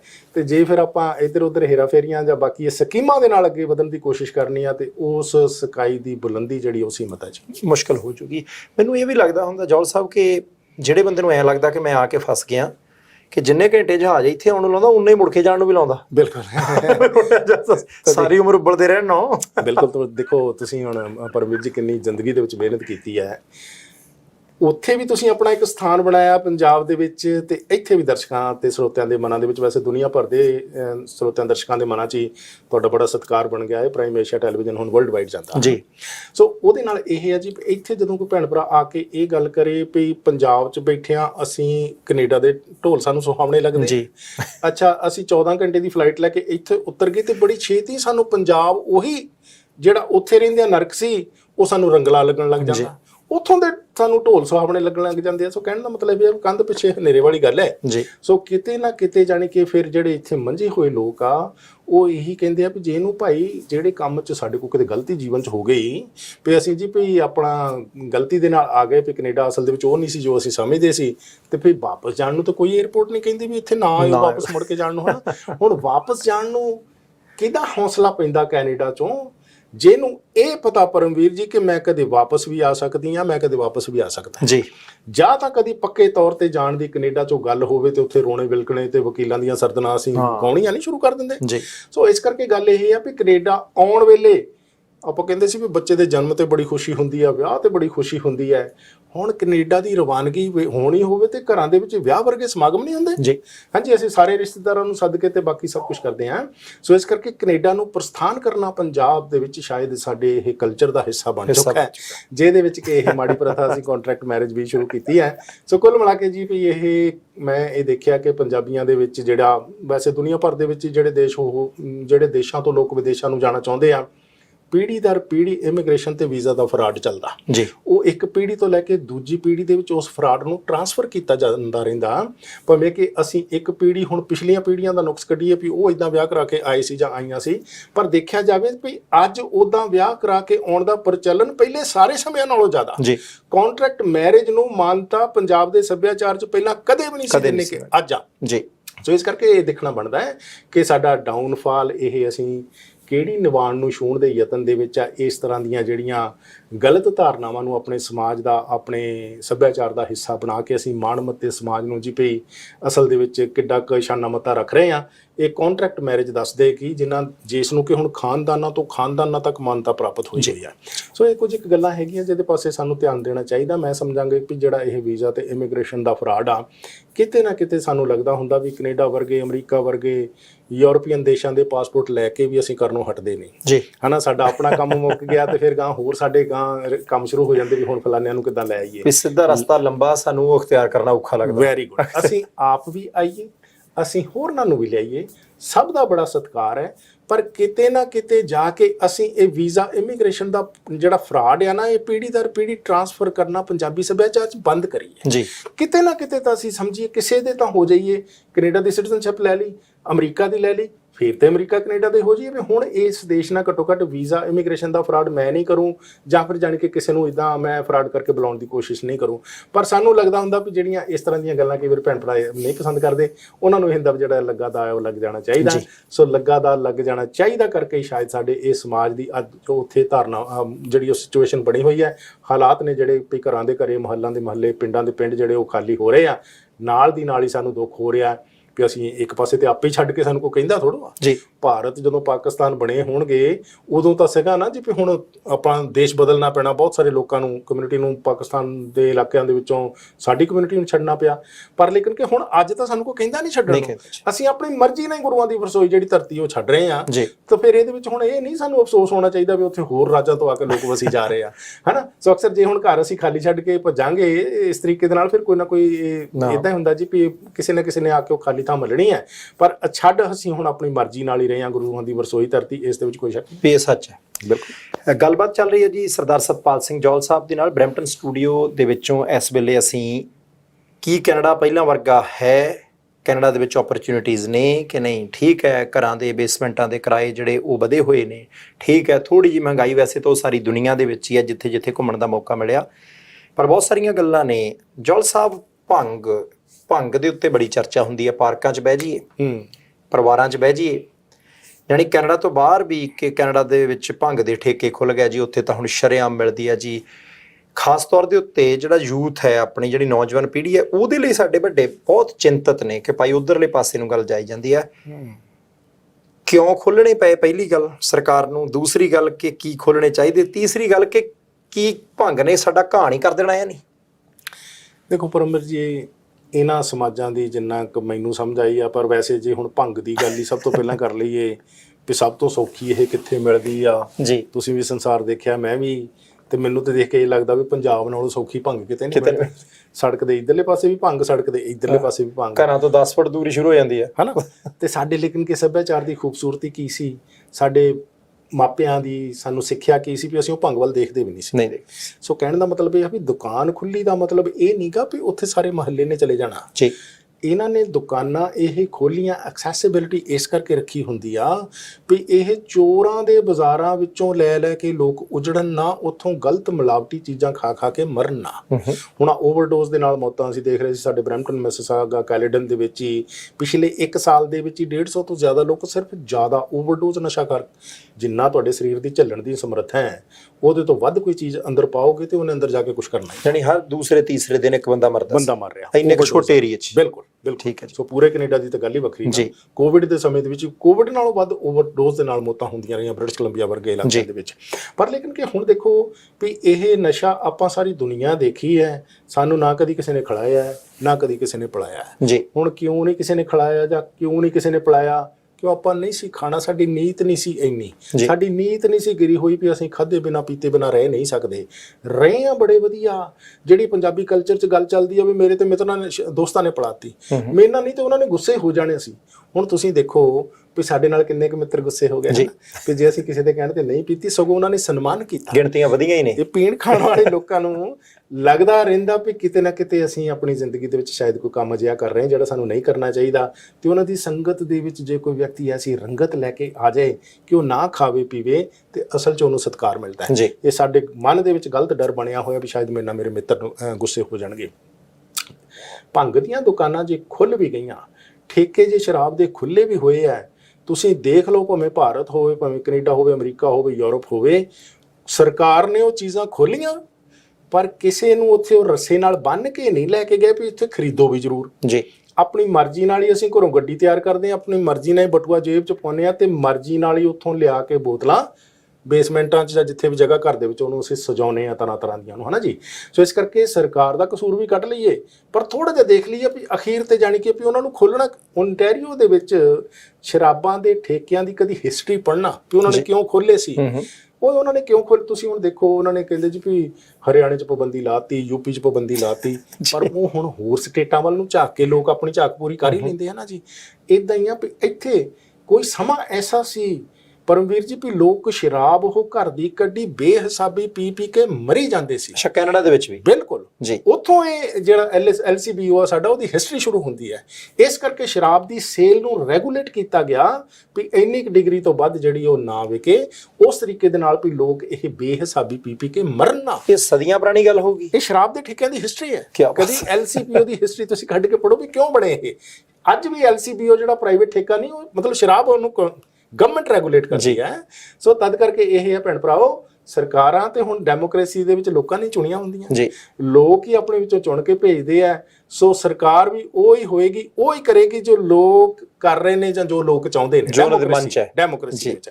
ਸੋ ਸਿੰਪਲ ਇਜ਼ ਦੈਟ। ਸਰਕਾਰਾਂ ਦੇ ਵੀ ਕਸੂਰ ਵੀ ਕੱਢ ਲਈਏ ਪਰ ਇਹ ਨਸ਼ਿਆਂ 'ਚ, ਇਹ ਭੰਗਾਂ 'ਚ, ਇਹ ਸ਼ਰਾਬਾਂ 'ਚ ਮੈਂ ਨਹੀਂ ਸਮਝਦਾ ਕਿ ਨਿਰਾ ਕਸੂਰ ਸਰਕਾਰਾਂ ਦਾ, ਲੋਕਾਂ ਦਾ, ਕੰਜ਼ਿਊਮਰ ਦਾ। ਅਖੀਰ ਤੇ ਕੋਈ ਉਹਨਾਂ ਨੂੰ ਉੱਥੇ ਰੱਸੇ ਨਾਲ ਬੰਨ੍ਹ ਕੇ ਨਹੀਂ ਲੈ ਕੇ ਜਾਂਦਾ। ਭੈਣ ਭਰਾ ਆਪੇ ਹੀ ਉੱਥੇ ਬੜੀ ਖੂਬਸੂਰਤੀ ਦੇ ਨਾਲ ਜਾ ਕੇ ਬੋਤਲਾਂ ਅਸੀਂ ਜਿਹੜੀਆਂ ਸਜਾ ਕੇ ਜਾਂ ਭੰਗ ਦੀਆਂ ਦੁਕਾਨਾਂ ਤੇ ਵੀ ਜਿੱਥੇ ਕਿਤੇ ਵੀ ਅਸੀਂ ਜਾਂਦੇ ਹਾਂ ਆਪਣੀ ਮਰਜ਼ੀ ਨਾਲ ਜਾਂਦੇ ਹਾਂ। ਸੋ ਇਸ ਕਰਕੇ ਥੋੜ੍ਹਾ ਜਿਹਾ ਲੱਗਦਾ ਵੀ ਸਾਨੂੰ ਆਪਣੀ ਚੁਆਇਸ ਜਿਹੜੀ ਆ ਉਹਦੇ ਤੇ ਕੰਮ ਕਰਨ ਦੀ ਲੋੜ ਹੈ। ਇਹ ਤਪਣਾ ਥੋੜਾ ਜਿਹਾ ਹੀ ਪੈਂਦਾ, ਉਸ ਤੋਂ ਬਾਅਦ ਮਨ ਵੀ ਨਹੀਂ ਕਰਦਾ। ਅਸੀਂ ਸਾਰੀ ਜ਼ਿੰਦਗੀ ਦੇਖੀ ਆ, ਸਾਰੀ ਦੁਨੀਆ 'ਚ ਗਏ ਆ, ਸ਼ਰਾਬ ਦੇ ਠੇਕੇ ਮੂਹਰੇ ਗੱਡੀ ਚੁੱਪ ਕਰਕੇ ਲੰਘ ਜਾਂਦੀ ਹੈ। ਕਦੀ ਕਿਸੇ ਠੇਕੇ ਨੇ ਸਾਡੀ ਗੱਡੀ ਦਾ ਟਾਇਰ ਨਹੀਂ ਫੜਿਆ, ਤੁਸੀਂ ਅੱਗੇ ਨਹੀਂ ਜਾ ਸਕਦੇ, ਗੱਡੀ ਨੇ ਬ੍ਰੇਕ ਨਹੀਂ ਲਾਈ, ਹੈ ਨਾ। ਸੋ ਇਸ ਕਰਕੇ ਖੋਲੇ ਹੋਣਗੇ ਸਰਕਾਰ ਨੇ ਠੇਕੇ ਜਾਂ ਭੰਗ ਦੀਆਂ ਦੁਕਾਨਾਂ ਵੀ, ਪਰ ਉੱਥੇ ਕਦੇ ਕਿਸੇ ਨੂੰ ਕੋਈ ਰੱਸੇ ਨਾਲ ਬੰਨ੍ਹ ਕੇ ਨਹੀਂ ਲੈ ਕੇ ਗਿਆ। ਜੌਲ ਸਾਹਿਬ, ਹੁਣ ਇਹਦੇ ਵਿੱਚੋਂ ਜਿਹੜਾ ਸਵਾਲ ਨਿਕਲਦਾ, ਜਿੱਥੇ ਆ ਕੇ ਹੁਣ ਗੱਲ ਮੁੱਕਣੀ ਆ, ਹਾਂਜੀ, ਆਪਣੇ ਬੰਦੇ ਆਏ, ਰੱਜ ਕੇ ਮਿਹਨਤਾਂ ਕੀਤੀਆਂ ਕੈਨੇਡਾ ਦੇ ਵਿੱਚ, ਚਾਹੇ ਪਹਿਲਾਂ ਲੰਬਰ ਵਾਲੀਆਂ ਮਿੱਲਾਂ ਦੇ ਵਿੱਚ ਸੀ, ਉਹਦੇ ਤੋਂ ਬਾਅਦ ਚਾਹੇ ਟਰੱਕਿੰਗ, ਟੈਕਸੀ, ਫਿਰ ਹੋਟਲ ਇੰਡਸਟਰੀ ਦੇ ਵਿੱਚ, ਯਾਨੀ ਕੋਈ ਛੱਡਿਆ ਨਹੀਂ ਐਸਾ ਜਿੱਥੇ ਇਹਨਾਂ ਨੇ ਦਿਨ ਰਾਤ ਇੱਕ ਨਹੀਂ ਕੀਤਾ। ਹਾਂਜੀ, ਹੁਣ ਘਰ ਬਣ ਗਏ, ਗੱਡੀਆਂ ਆ ਗਈਆਂ, ਪੈਸੇ ਧੇਲੇ ਪੱਖੋਂ ਵੀ ਬਹੁਤ ਸਾਰੇ ਸਾਡੇ ਪੰਜਾਬੀ ਮਿਹਨਤਕਸ਼ ਸੌਖੇ ਹੋ ਗਏ ਇੱਥੇ। ਹੁਣ ਮਸਲਾ ਅਗਲੀ ਪੀੜ੍ਹੀ ਦਾ, ਮਸਲਾ ਬੱਚਿਆਂ ਦਾ। ਬਹੁਤ ਸਾਰੀ ਜਗ੍ਹਾ ਤੇ ਲੱਗਦਾ ਕਈਆਂ ਨੇ ਤਾਲਮੇਲ ਬਿਠਾਇਆ, ਬਹੁਤ ਸੋਹਣਾ, ਬਹੁਤ ਵਧੀਆ। ਬੱਚਿਆਂ ਨੇ ਮੁੜ ਕੇ ਬਾਪੂ ਦਾ, ਮਾਂ ਦਾ ਕੰਮ ਵੀ ਸਾਂਭ ਲਿਆ। ਕਈ ਬੱਚੇ ਬਹੁਤ ਵਧੀਆ ਡਿਗਰੀਆਂ ਲੈ ਕੇ ਹੋਰ ਪ੍ਰੋਫੈਸ਼ਨ ਦੇ ਵਿੱਚ ਗਏ, ਬੜੇ ਸਫਲ, ਵਧੀਆ। ਪਰ ਬਹੁਤ ਸਾਰੇ ਪੰਜਾਬੀ ਐਸੇ ਨੇ ਜਿਹੜੇ ਕਹਿੰਦੇ ਜੀ ਨਿਆਣੇ ਨਹੀਂ ਹੱਥਾਂ 'ਚ ਰਹੇ, ਅਸੀਂ ਨਿਆਣਿਆਂ ਲਈ ਸਾਰਾ ਕੁਛ ਕੀਤਾ, ਹੁਣ ਨਿਆਣੇ ਸਾਡੇ ਵੱਲ ਝਾਕਦੇ ਹੋਣੇ। ਨਿਆਣੇ ਕਹਿੰਦੇ ਤੁਸੀਂ ਸਾਡੇ ਕੋਲ ਬੈਠੇ ਨਹੀਂ, ਤੁਸੀਂ ਸਾਨੂੰ ਕੁਛ ਦੱਸਿਆ ਹੀ ਨਹੀਂ। ਉਹ ਮਿਹਨਤ ਕਰਦੇ ਰਹੇ, ਜਾਣੀ ਉਹ ਵੀ ਮੈਨੂੰ ਲੱਗਦਾ ਕਿ ਉਸ ਵੇਲੇ ਉਹਦੀ ਮਜਬੂਰੀ ਸੀ ਕੰਮ ਕਰਨਾ। ਬੱਚੇ ਹੋਰ ਪਾਸੇ ਚਲੇ ਗਏ। ਮੈਂ ਤੁਹਾਡੇ ਤੋਂ ਹੁਣ ਜਾਣਨਾ ਇਹ ਚਾਹੁੰਦਾ ਕਿਉਂਕਿ ਪੀਲ ਸਕੂਲ ਬੋਰਡ ਦੇ ਟਰਸਟੀ ਹੋਣ ਦੇ ਨਾਤੇ ਹੁਣ ਤੁਹਾਡਾ ਮਾਪਿਆਂ ਨਾਲ ਵੀ ਵਾਹ ਪੈਂਦਾ ਤੇ ਬੱਚਿਆਂ ਨਾਲ ਵੀ ਪੈਂਦਾ, ਅੰਦਰਲੀਆਂ ਗੱਲਾਂ ਵੀ ਪਤਾ ਲੱਗਦੀਆਂ ਕਿ ਇਸ ਵੇਲੇ ਮਾਂ-ਬਾਪ ਬੱਚਿਆਂ ਦੇ ਪ੍ਰਤੀ ਕਿਹੜਾ ਫਰਜ਼ ਨਿਭਾਉਣ। ਕਿਉਂਕਿ ਰੌਲਾ ਇਹ ਨਹੀਂ ਹੈ ਕਿ ਤੁਸੀਂ ਬੱਚੇ ਨੂੰ ਕਹੋ ਕਿ ਆਹ 2 ਦਰਵਾਜ਼ੇ ਨੇ, ਆਹ ਠੀਕ ਹੈ ਤੇ ਆਹ ਗਲਤ ਹੈ। ਰੌਲਾ ਹੈ ਕਿ ਬੱਚਾ ਅਸੀਂ ਇੱਥੇ ਖੜਾ ਕਰਨਾ, ਉਹ ਆਪਣੇ ਆਪ ਉਹਦੀ ਸਮਝ ਸ਼ਕਤੀ ਐਡੀ ਚਾਹੀਦੀ ਹੈ, ਆਹ ਗਲਤ ਹੈ ਮੈਂ ਨਹੀਂ ਜਾਣਾ ਠੇਕੇ ਵੱਲ, ਆਹ ਸਹੀ ਹੈ ਮੈਂ ਇੱਧਰਲੇ ਪਾਸੇ ਨੂੰ ਜਾਣਾ। ਜਾਣੀ ਕਿ ਕਿੱਥੇ ਇੱਕ ਕਮਜ਼ੋਰੀ ਲੱਗਦੀ ਹੈ। ਹਰ ਇੱਕ ਬੰਦੇ ਦਾ ਕੈਲੀਬਰ ਓਨਾ ਉੱਚਾ ਨਹੀਂ ਹੁੰਦਾ ਕਿ ਭਾਈ ਉਹ ਆਪਣੇ ਬੱਚਿਆਂ ਦੇ ਨਾਲ ਤਾਲਮੇਲ ਵੀ ਚੰਗਾ ਰੱਖੇ, ਉਹਨੂੰ ਸਹੀ ਰਸਤੇ ਪਾ ਦੇ। ਬਾਕੀ ਭਾਈਚਾਰਿਆਂ ਦੇ ਮੁਕਾਬਲੇ ਕਿੱਥੇ ਸਾਡੀ ਕਮਜ਼ੋਰੀ, ਨਟ ਕਿੱਥੇ ਕੱਸਣ ਵਾਲਾ। ਦੇਖੋ ਜੀ, ਤੁਸੀਂ ਖੂਬਸੂਰਤ ਗੱਲ ਕਹੀ ਹੈ ਵੀ ਬੱਚਿਆਂ ਨਾਲ ਵਾਹ ਪੈਂਦਾ, ਪੇਰੈਂਟਸ ਨਾਲ, ਕਮਿਊਨਿਟੀ ਨਾਲ ਵਾਹ ਪੈਂਦਾ, ਤੇ ਨਾਲ ਤੁਸੀਂ ਕਿਹਾ ਵੀ ਅੰਦਰਲੀ ਗੱਲ ਪਤਾ ਲੱਗਦੀ ਹੈ ਜੀ। ਹੁਣ ਸਾਡਾ ਜੀਵਨ ਗੁਜ਼ਰਿਆ ਜਰਨਲਿਜ਼ਮ 'ਚ, ਬਿਲਕੁਲ ਠੀਕ, ਬੱਚਿਆਂ ਨਾਲ, ਕਮਿਊਨਿਟੀ ਨਾਲ, ਪੇਰੈਂਟਸ ਨਾਲ ਸਾਡਾ ਸਾਰੀ ਉਮਰ ਵਾਹ ਪੈਂਦਾ ਰਿਹਾ ਜੀ। ਅੰਦਰਲੀ ਗੱਲ ਹੁਣ ਪਤਾ ਲੱਗਣੀ ਸ਼ੁਰੂ ਹੋਈ ਹੈ। ਠੀਕ ਹੈ ਜੀ। ਅੰਦਰਲੀ ਗੱਲ ਹੁਣ ਪਤਾ ਲੱਗਣੀ ਸ਼ੁਰੂ ਹੋਈ ਕਰਕੇ ਅਸੀਂ ਦੱਸ ਸਕਦੇ ਹਾਂ ਵੀ ਕਮੀ ਕਿੱਥੇ ਰਹਿ ਰਹੀ ਹੈ ਜੀ। ਕਿਉਂਕਿ ਸਕੂਲ ਸਿਸਟਮ ਦੇ ਵਿੱਚ ਇੱਥੇ ਅਸੀਂ ਦੇਖਿਆ ਹੈ ਵੀ ਇਹ ਨਾ ਕੋਈ ਅਸੀਂ ਫਰਜ਼ ਕੀਤਾ ਕਿ ਇਹ ਵੀ 3 ਪਹੀਆਂ ਵਾਲੀ ਗੱਡੀ ਹੈ। 3 ਪਹੀਆਂ ਵਾਲੀ ਗੱਡੀ ਦੇ ਵਿੱਚ ਇੱਕ ਸਵਾਰੀ ਹੈ, ਸਵਾਰੀ ਹੈਗਾ ਜੀ ਸਟੂਡੈਂਟ, ਬੱਚਾ ਹੈ, ਤੇ 3 ਪਹੀਏ ਕਿਹੜੇ ਕਿਹੜੇ ਹੈ? ਇੱਕ ਹੈਗਾ ਜੀ ਬੋਰਡ, ਇੱਕ ਹੈਗਾ ਜੀ ਸਕੂਲ, ਤੇ ਤੀਸਰੀ ਹੈਗੀ ਕਮਿਊਨਿਟੀ। ਹੁਣ 3 ਪਹੀਆਂ ਦੇ ਵਿੱਚੋਂ ਇੱਕ ਦੇ ਵਿੱਚ ਵੀ ਹਵਾ ਘੱਟ ਹੋਵੇ ਤੇ ਗੱਡੀ ਨੇ ਡਿੱਕੇ ਡੋਲੇ ਖਾਣੇ। ਅੱਛਾ, ਹੁਣ ਜਿਹੜੇ ਪਹੀਏ 'ਚ ਹਵਾ ਜੇ ਘੱਟ ਆ ਤੇ ਅਸੀਂ ਦੂਜੇ ਪਹੀਆਂ ਦੇ ਵਿੱਚ ਹੀ ਥੋੜੀ ਥੋੜੀ ਹੋਰ ਹਵਾ ਐਡਜਸਟ ਕਰਦੇ ਰਹੀਏ, ਹਨਾ, ਤੇ ਉਹ ਜਿਹੜੇ ਘੱਟ ਪਹੀਏ ਵਾਲੇ ਹਵਾ ਵਾਲੇ ਪਹੀਏ ਨੂੰ ਅਸੀਂ ਐਡਰੈਸ ਨਾ ਕਰੀਏ ਤੇ ਉੱਥੇ ਫਿਰ ਪ੍ਰੋਬਲਮ ਆਏਗੀ। ਸੋ ਮੈਂ ਅੰਦਰਲੀਆਂ ਗੱਲਾਂ ਜਦੋਂ ਪਤਾ ਕਰਨ ਦੇ ਸਮਰੱਥ ਹੋਏ ਤਾਂ ਜਾ ਕੇ ਦੇਖਿਆ ਵੀ ਕਿਤੇ ਨਾ ਕਿਤੇ ਜਿਹੜਾ ਇਹ ਕਮਿਊਨਿਟੀ ਵਾਲਾ ਪਹੀਆ ਆ ਇਹਦੇ ਪੇਚ ਢਿੱਲੇ ਆ ਤੇ ਇਧਰ ਸ਼ਾਇਦ ਕਮਿਊਨਿਟੀ ਨੂੰ ਧਿਆਨ ਨਹੀਂ ਦਵਾਇਆ ਗਿਆ। ਸੋ ਹੁਣ ਜਦੋਂ ਤੋਂ ਆਪਾਂ ਧਿਆਨ ਦਵਾ ਰਹੇ ਹਾਂ, ਕਮਿਊਨਿਟੀ ਦਾ ਇੰਨਾ ਵੱਡਾ ਪਰਮਵੀਰ ਜੀ ਸਹਿਯੋਗ ਮਿਲ ਰਿਹਾ, ਸਾਥ ਮਿਲ ਰਿਹਾ ਹੈ ਤੇ ਉਹ ਥੈਂਕ ਯੂ ਵੀ ਕਰ ਰਹੇ ਤੇ ਇਸ ਪਾਸੇ ਸਾਡਾ ਧਿਆਨ ਦਵਾਇਆ। ਉਹਦੇ ਵਿੱਚ ਇਹੀ ਆ ਵੀ ਜਿਹੜੇ ਬੱਚੇ ਆ ਨਾ, ਆਪਾਂ ਸਦਾ ਗੱਲ ਕਰਦੇ ਹਾਂ ਵੀ ਉਹਨਾਂ ਨੂੰ ਭਾਲ ਹੁੰਦੀ ਹੈ ਇੱਕ ਰੋਲ ਮਾਡਲ ਦੀ। ਬਿਲਕੁਲ ਠੀਕ। ਉਹਨਾਂ ਨੂੰ ਲੈਕਚਰਾਂ ਦੀ ਲੋੜ ਨਹੀਂ ਹੁੰਦੀ ਵੀ ਜੇ ਤੁਸੀਂ ਕਹੋ ਵੀ ਬੱਚੇ ਸ਼ਰਾਬ ਬਹੁਤ ਮਾੜੀ ਗੱਲ ਆ ਤੇ ਨਾਲ ਤੁਸੀਂ ਸ਼ਰਾਬ ਦਾ ਮਿੰਨੀ ਠੇਕਾ ਘਰ ਦੀ ਬੇਸਮੈਂਟ 'ਚ ਖੋਲਿਆ ਹੋਇਆ। ਠੀਕ ਹੈ, ਰੋਲ ਮਾਡਲ ਹੈ ਨਹੀਂ ਨਾ, ਬੱਚੇ ਨੂੰ ਰੋਲ ਮਾਡਲ ਚਾਹੀਦਾ। ਉਹਨੂੰ ਕਹੀਏ ਵੀ ਨਸ਼ੇ ਬਹੁਤ ਮਾੜੀ ਗੱਲ ਆ ਤੇ ਨਸ਼ੇ ਮਾੜੀ ਗੱਲ ਆ ਤੇ ਫਿਰ ਉਹਦਾ ਆਪ ਪੇਰੈਂਟ ਆ ਜਿਹੜਾ ਉਹ ਰੋਲ ਮਾਡਲ ਹੋਣਾ ਚਾਹੀਦਾ, ਹਨਾ। ਸੋ ਤਦ ਕਰਕੇ ਆ ਵੀ ਇਹ ਹੁਣ ਪਹਿਲਿਆਂ ਸਮਿਆਂ ਦੇ ਵਿੱਚ ਆਪਾਂ ਦੇਖਦੇ ਹਾਂ ਵੀ ਇਹ ਚੀਜ਼ਾਂ ਹੁੰਦੀਆਂ ਸੀਗੀਆਂ ਵੀ ਇੱਕ ਹੁੰਦਾ ਸੀ ਜੀ ਸਕੂਲ, ਇੱਕ ਹੁੰਦਾ ਸੀ ਘਰ ਪੇਰੈਂਟਸ, ਹਨਾ। ਵੀ ਬੱਚਾ ਸਵੇਰੇ ਸਕੂਲੇ ਭੇਜ ਦਿੱਤਾ, ਜੋ ਕੁਝ ਸਕੂਲੇ ਹੋ ਗਿਆ ਪੇਰੈਂਟਸ ਨੂੰ ਕੋਈ ਪਤਾ ਨਹੀਂ, ਮੁੜ ਕੇ ਬੱਚਾ ਘਰੇ ਆ ਗਿਆ, ਜੋ ਕੁਝ ਘਰੇ ਹੋ ਰਿਹਾ ਉਹ ਟੀਚਰਸ ਨੂੰ ਕੋਈ ਪਤਾ ਨਹੀਂ। ਪਰ ਹੁਣ ਜਿਹੜਾ ਇਹ ਕਮਿਊਨਿਟੀ ਤੇ ਐਜੂਕੇਸ਼ਨ ਸਿਸਟਮ ਇਹ ਆਪਸ ਵਿੱਚ ਤਾਲਮੇਲ ਨਾਲ ਇੱਥੇ ਚੱਲਦੇ, ਵੈਸੇ ਉੱਥੇ ਵੀ ਹੁਣ ਤਾਂ ਇਹ ਸਭ ਕੁਝ ਆਉਂਦਾ ਜਾਂਦਾ, ਪੇਰੈਂਟਸ ਕੌਂਸਲ ਉੱਥੇ ਵੀ ਬਣਦੀਆਂ, ਸਾਡੇ ਵੀ ਇੱਥੇ ਪੇਰੈਂਟਸ ਕੌਂਸਲ ਜਿਹੜੀਆਂ ਪ੍ਰਿੰਸੀਪਲਸ ਦੀਆਂ ਹੁੰਦੀਆਂ, ਉਹਦੇ ਵਿੱਚ ਫਿਰ ਹੁਣ ਇਹ ਦੇਖਣ ਦੀ ਓਪਰਚੁਨਿਟੀ ਮਿਲੀ ਕਿ ਜਿਹੜਾ ਇੱਕ ਤੀਸਰੀ ਧਿਰ ਸੋਸ਼ਲ ਮੀਡੀਆ ਸੈੱਲਫੋਨ ਆ ਗਿਆ। ਪਹਿਲੇ ਸਮਿਆਂ 'ਚ ਇਹ ਨਹੀਂ ਹੁੰਦਾ ਸੀ ਇੰਟਰਨੈਟ, ਹੁਣ ਇਹ ਇੰਟਰਨੈਟ ਆ ਗਿਆ ਹੋਣ ਕਰਕੇ, ਇਹ ਸੈੱਲਫੋਨ ਆ ਗਏ ਹੋਣ ਕਰਕੇ, ਇਹ ਵਾਈਫਾਈ ਦੀ ਫੈਸਿਲਿਟੀ ਬੱਚੇ ਦੇ ਹੱਥਾਂ ਵਿੱਚ ਆ ਗਈ ਹੋਣ ਕਰਕੇ, ਤੇ ਹੁਣ ਸੈੱਲ ਫੋਨ ਤੇ ਫਿਰ ਡਿਪੈਂਡ ਕਰੇਗਾ ਕਿ ਅਸੀਂ ਕੰਜ਼ਿਊਮ ਕੀ ਕਰਦੇ ਹਾਂ। ਅਸੀਂ ਚੈਟ ਗਰੁੱਪਾਂ ਦੇ ਵਿੱਚ ਕਿਸ ਤਰ੍ਹਾਂ ਕਮਿਊਨੀਕੇਟ ਕਿਸ ਤਰ੍ਹਾਂ ਦੇ ਲੋਕਾਂ ਨਾਲ ਕਰ ਰਹੇ ਹਾਂ। ਉੱਥੇ ਹੁਣ ਬਹੁਤ ਕੁਝ ਤੁਹਾਨੂੰ ਪਤਾ ਵੀ ਸੋਸ਼ਲ ਮੀਡੀਆ ਤੇ ਮਾੜਾ ਵੀ ਹੋ ਰਿਹਾ, ਉੱਥੇ ਬਹੁਤ ਕੁਝ ਚੰਗਾ ਵੀ ਹੋ ਰਿਹਾ। ਵੈਸੇ ਤਾਂ ਜਿਹੜੀ ਇਹ ਇੰਟਰਨੈਟ, ਕੰਪਿਊਟਰ ਤੇ ਸਾਰੀ ਤਰ੍ਹਾਂ ਦੀ ਇਹ ਜਿਹੜੀ ਟੈਕਨੋਲੋਜੀ ਦੀ ਮਹਾਨ ਖੋਜ ਹੈ, ਇਨੋਵੇਸ਼ਨ ਹੈ, ਇਹ ਇਸ ਕਰਕੇ ਆ ਵੀ ਸਾਡੀਆਂ ਜ਼ਿੰਦਗੀਆਂ ਨੂੰ ਆਸਾਨ ਕਰਨ ਦੇ ਲਈ। ਹੁਣ ਆਸਾਨ ਅਸੀਂ ਤਾਂ ਕਰਾਂਗੇ ਜੇ ਇਸ ਦਾ ਫਾਇਦਾ ਅਸੀਂ ਉਹ ਲਵਾਂਗੇ ਜਿਹੜਾ ਸਾਨੂੰ ਲੈਣ ਦੀ ਲੋੜ ਆ, ਜਿਹੜਾ ਸਾਨੂੰ ਪ੍ਰੋਗਰੈਸ ਵਾਲੇ ਪਾਸੇ ਨੂੰ ਲੈ ਕੇ ਜਾਵੇ। ਤੇ ਉੱਥੇ ਜੇ ਅਸੀਂ ਜਾਣੀ ਕਿ ਇਹੋ ਜਿਹੇ ਚੈਟ ਗਰੁੱਪਾਂ ਦੇ ਵਿੱਚ ਸ਼ਾਮਲ ਹੋ ਕੇ ਹਰਾਸਮੈਂਟ ਕਰ ਰਹੇ ਹਾਂ, ਕਰਵਾ ਰਹੇ ਹਾਂ, ਉੱਥੋਂ ਗਰੂਮਿੰਗ ਹੋ ਰਹੀ ਆ, ਜਾਂ ਹੋਰ ਤਰ੍ਹਾਂ ਉੱਥੋਂ ਨੰਗ ਤੜੰਗਾ ਅਸੀਂ ਸਾਰਾ ਸਮਾਨ ਕੰਜ਼ਿਊਮ ਕਰ ਰਹੇ ਹਾਂ, ਤੇ ਫਿਰ ਨੈਚੁਰਲੀ ਆ ਵੀ ਅਸੀਂ ਇਹਨਾਂ ਮਹਾਨ ਖੋਜਾਂ ਦਾ ਨਾਲੇ ਤੇ ਅਪਮਾਨ ਕਰ ਰਹੇ ਹਾਂ ਤੇ ਨਾਲੇ ਇਹਨਾਂ ਦਾ ਦੁਰਉਪਯੋਗ ਹੋਣ ਦੇ ਨਾਤੇ ਆਪਣੀ ਜ਼ਿੰਦਗੀ ਦਾ ਆਪੇ ਸਤਿਆਨਾਸ਼ ਕਰ ਰਹੇ ਹਾਂ। ਸੋ ਇਸ ਕਰਕੇ ਮੇਰੇ ਧਿਆਨ ਵਿੱਚ ਇਹ ਗੱਲ ਆਈ ਵੀ ਬੱਚੇ ਸਕੂਲਾਂ ਤੋਂ ਸਸਪੈਂਡ ਹੋ ਰਹੇ ਆ। ਪਹਿਲਾਂ ਹੁੰਦਾ ਸੀਗਾ ਸਾਡੇ ਨਾਲ ਰੇਸਿਜ਼ਮ ਬਹੁਤ ਹੋ ਰਿਹਾ, ਮੈਂ ਜਾ ਕੇ ਦੇਖਿਆ ਜੀ ਵੀ ਉੱਥੇ ਤਾਂ ਸਾਡੀ ਕਮਿਊਨਿਟੀ ਦੇ ਬੱਚੇ ਬਹੁਤ ਸਸਪੈਂਡ ਹੋ ਰਹੇ ਆ। ਪਹਿਲਾਂ ਹੁੰਦਾ ਸੀਗਾ ਜੀ ਵੀ ਜਿਹੜੇ ਬਲੈਕ ਕਮਿਊਨਿਟੀ ਦੇ ਜਾਂ ਦੂਸਰੀਆਂ ਕਮਿਊਨਿਟੀਜ਼ ਦੇ ਨਾਲ ਪੰਜਾਬੀ ਬੱਚਿਆਂ ਦੀ ਲੜਾਈ ਹੋ ਜਾਂਦੀ ਹੈ ਜੀ। ਹੁਣ ਫਿਰ ਪਤਾ ਲੱਗਾ ਨਹੀਂ ਜੀ ਪੰਜਾਬੀ ਬੱਚੇ ਹੀ ਇੰਨੇ ਆ ਵੀ ਉਹਨਾਂ ਦੇ ਹੀ ਗਰੁੱਪ ਬਣੇ ਹੋਏ, ਆਪਸ ਵਿੱਚ ਲੜ ਕੇ ਸਸਪੈਂਡ ਹੋ ਜਾਂਦੇ ਆ।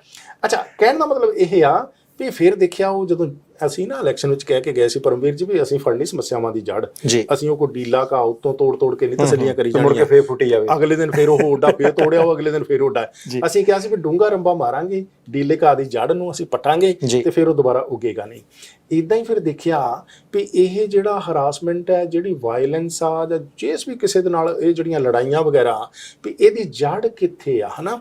ਤੇ ਜਾਂ ਫਿਰ ਜਿਹੜੇ ਇਹ ਬੱਚੇ ਨਸ਼ਾ ਕਰਦੇ ਆ, ਜਾਂ ਫਿਰ ਇਹ ਨਸ਼ਾ ਖਰੀਦਣਾ ਕਿੱਦਾਂ, ਜਾਂ ਫਿਰ ਇੱਕ ਦੂਜੇ ਗਰੁੱਪਾਂ ਨਾਲ ਲੜਨਾ ਆ ਤੇ ਗਰੁੱਪ ਬਣਾਉਣੇ ਕਿੱਦਾਂ, ਉਹ ਸਭ ਕੁਝ ਜਿਹੜੀ ਬੱਚਿਆਂ ਦੀ ਗਰੂਮਿੰਗ, ਵੀ ਪੇਰੈਂਟਸ ਨਹੀਂ ਚੰਗੇ ਹੁੰਦੇ, ਵੀ ਆ ਜਿਹੜਾ ਲਾਭ ਆ ਇਹ ਬਹੁਤ ਵਧੀਆ ਗੱਲ ਹੁੰਦੀ ਨਿੱਕੇ ਜਿਹੇ ਬੱਚੇ ਨੂੰ, ਟੀਨੇਜਰ ਨੂੰ, 10 ਸਾਲ ਦੇ 12 ਸਾਲ ਦੇ ਬੱਚੇ ਨੂੰ, ਹਨਾ, ਵੀ ਜਾਣੀ ਬੱਚੇ ਨੂੰ ਪੇਰੈਂਟਸ ਦੇ ਹੱਥਾਂ ਵਿੱਚੋਂ ਕੱਢਣਾ, ਤੇ ਉਹਨਾਂ ਲੋਕਾਂ ਨੇ ਜਿਨ੍ਹਾਂ ਨੇ ਉਹਨੂੰ ਭਰਮਾ ਕੇ ਜਾਣੀ ਕੋਈ ਸੈਕਸ ਟ੍ਰੇਡ ਕਹਿ ਲਓ ਜਾਂ ਇਸ ਤਰ੍ਹਾਂ ਦੇ ਉਹਨਾਂ ਨੇ ਧੰਦਿਆਂ ਦੇ ਵਿੱਚ ਪਾਉਣਾ, ਡਰੱਗ ਦੇ ਵਗੈਰਾ ਦੇ ਵਿੱਚ, ਉਹਦੀ ਗਰੂਮਿੰਗ ਇੰਨੇ ਪਿਆਰ ਨਾਲ ਕਰਨੀ ਵੀ ਬੱਚੇ ਨੂੰ ਲੱਗਦਾ ਵੀ ਇਹ ਜਿਹਦੇ ਨਾਲ ਮੇਰੀ ਚੈਟਿੰਗ ਚੱਲ ਰਹੀ ਹੈ ਬਹੁਤ ਵਧੀਆ ਇਨਸਾਨ ਆ, ਤੇ ਜਿਨ੍ਹਾਂ ਨੇ ਮੈਨੂੰ ਜਨਮ ਦਿੱਤਾ ਪੇਰੈਂਟਸ, ਇਹ ਤੇ ਐਵੇਂ ਹੀ ਆ। ਸੋ ਇਸ ਕਰਕੇ ਮੈਂ ਇਹ ਦੇਖਿਆ, ਫਿਰ ਪ੍ਰਿੰਸੀਪਲਸ ਟੀਚਰ ਸਾਹਿਬਾਨਾਂ ਨਾਲ ਗੱਲ ਕੀਤੀ ਡੀਟੇਲ ਦੇ ਵਿੱਚ, ਵੀ ਇਹ ਸਾਰਾ ਕੁਝ ਹੋ ਰਿਹਾ, ਕਮਿਊਨਿਟੀ ਕਹਿ ਰਹੀ ਹੈ ਵੀ ਸਕੂਲ ਕੁਝ ਨਹੀਂ ਕਰਦਾ, ਤੁਸੀਂ ਕਹੀ ਜਾ ਰਹੇ ਆ ਵੀ ਟੀਚਰ ਅਸੀਂ ਆਪਣੀ ਪੂਰੀ ਵਾਹ ਲਾਈ ਬੈਠੇ ਆ, ਵੀ ਪ੍ਰੋਬਲਮ ਹੈ ਕਿੱਥੇ ਆ।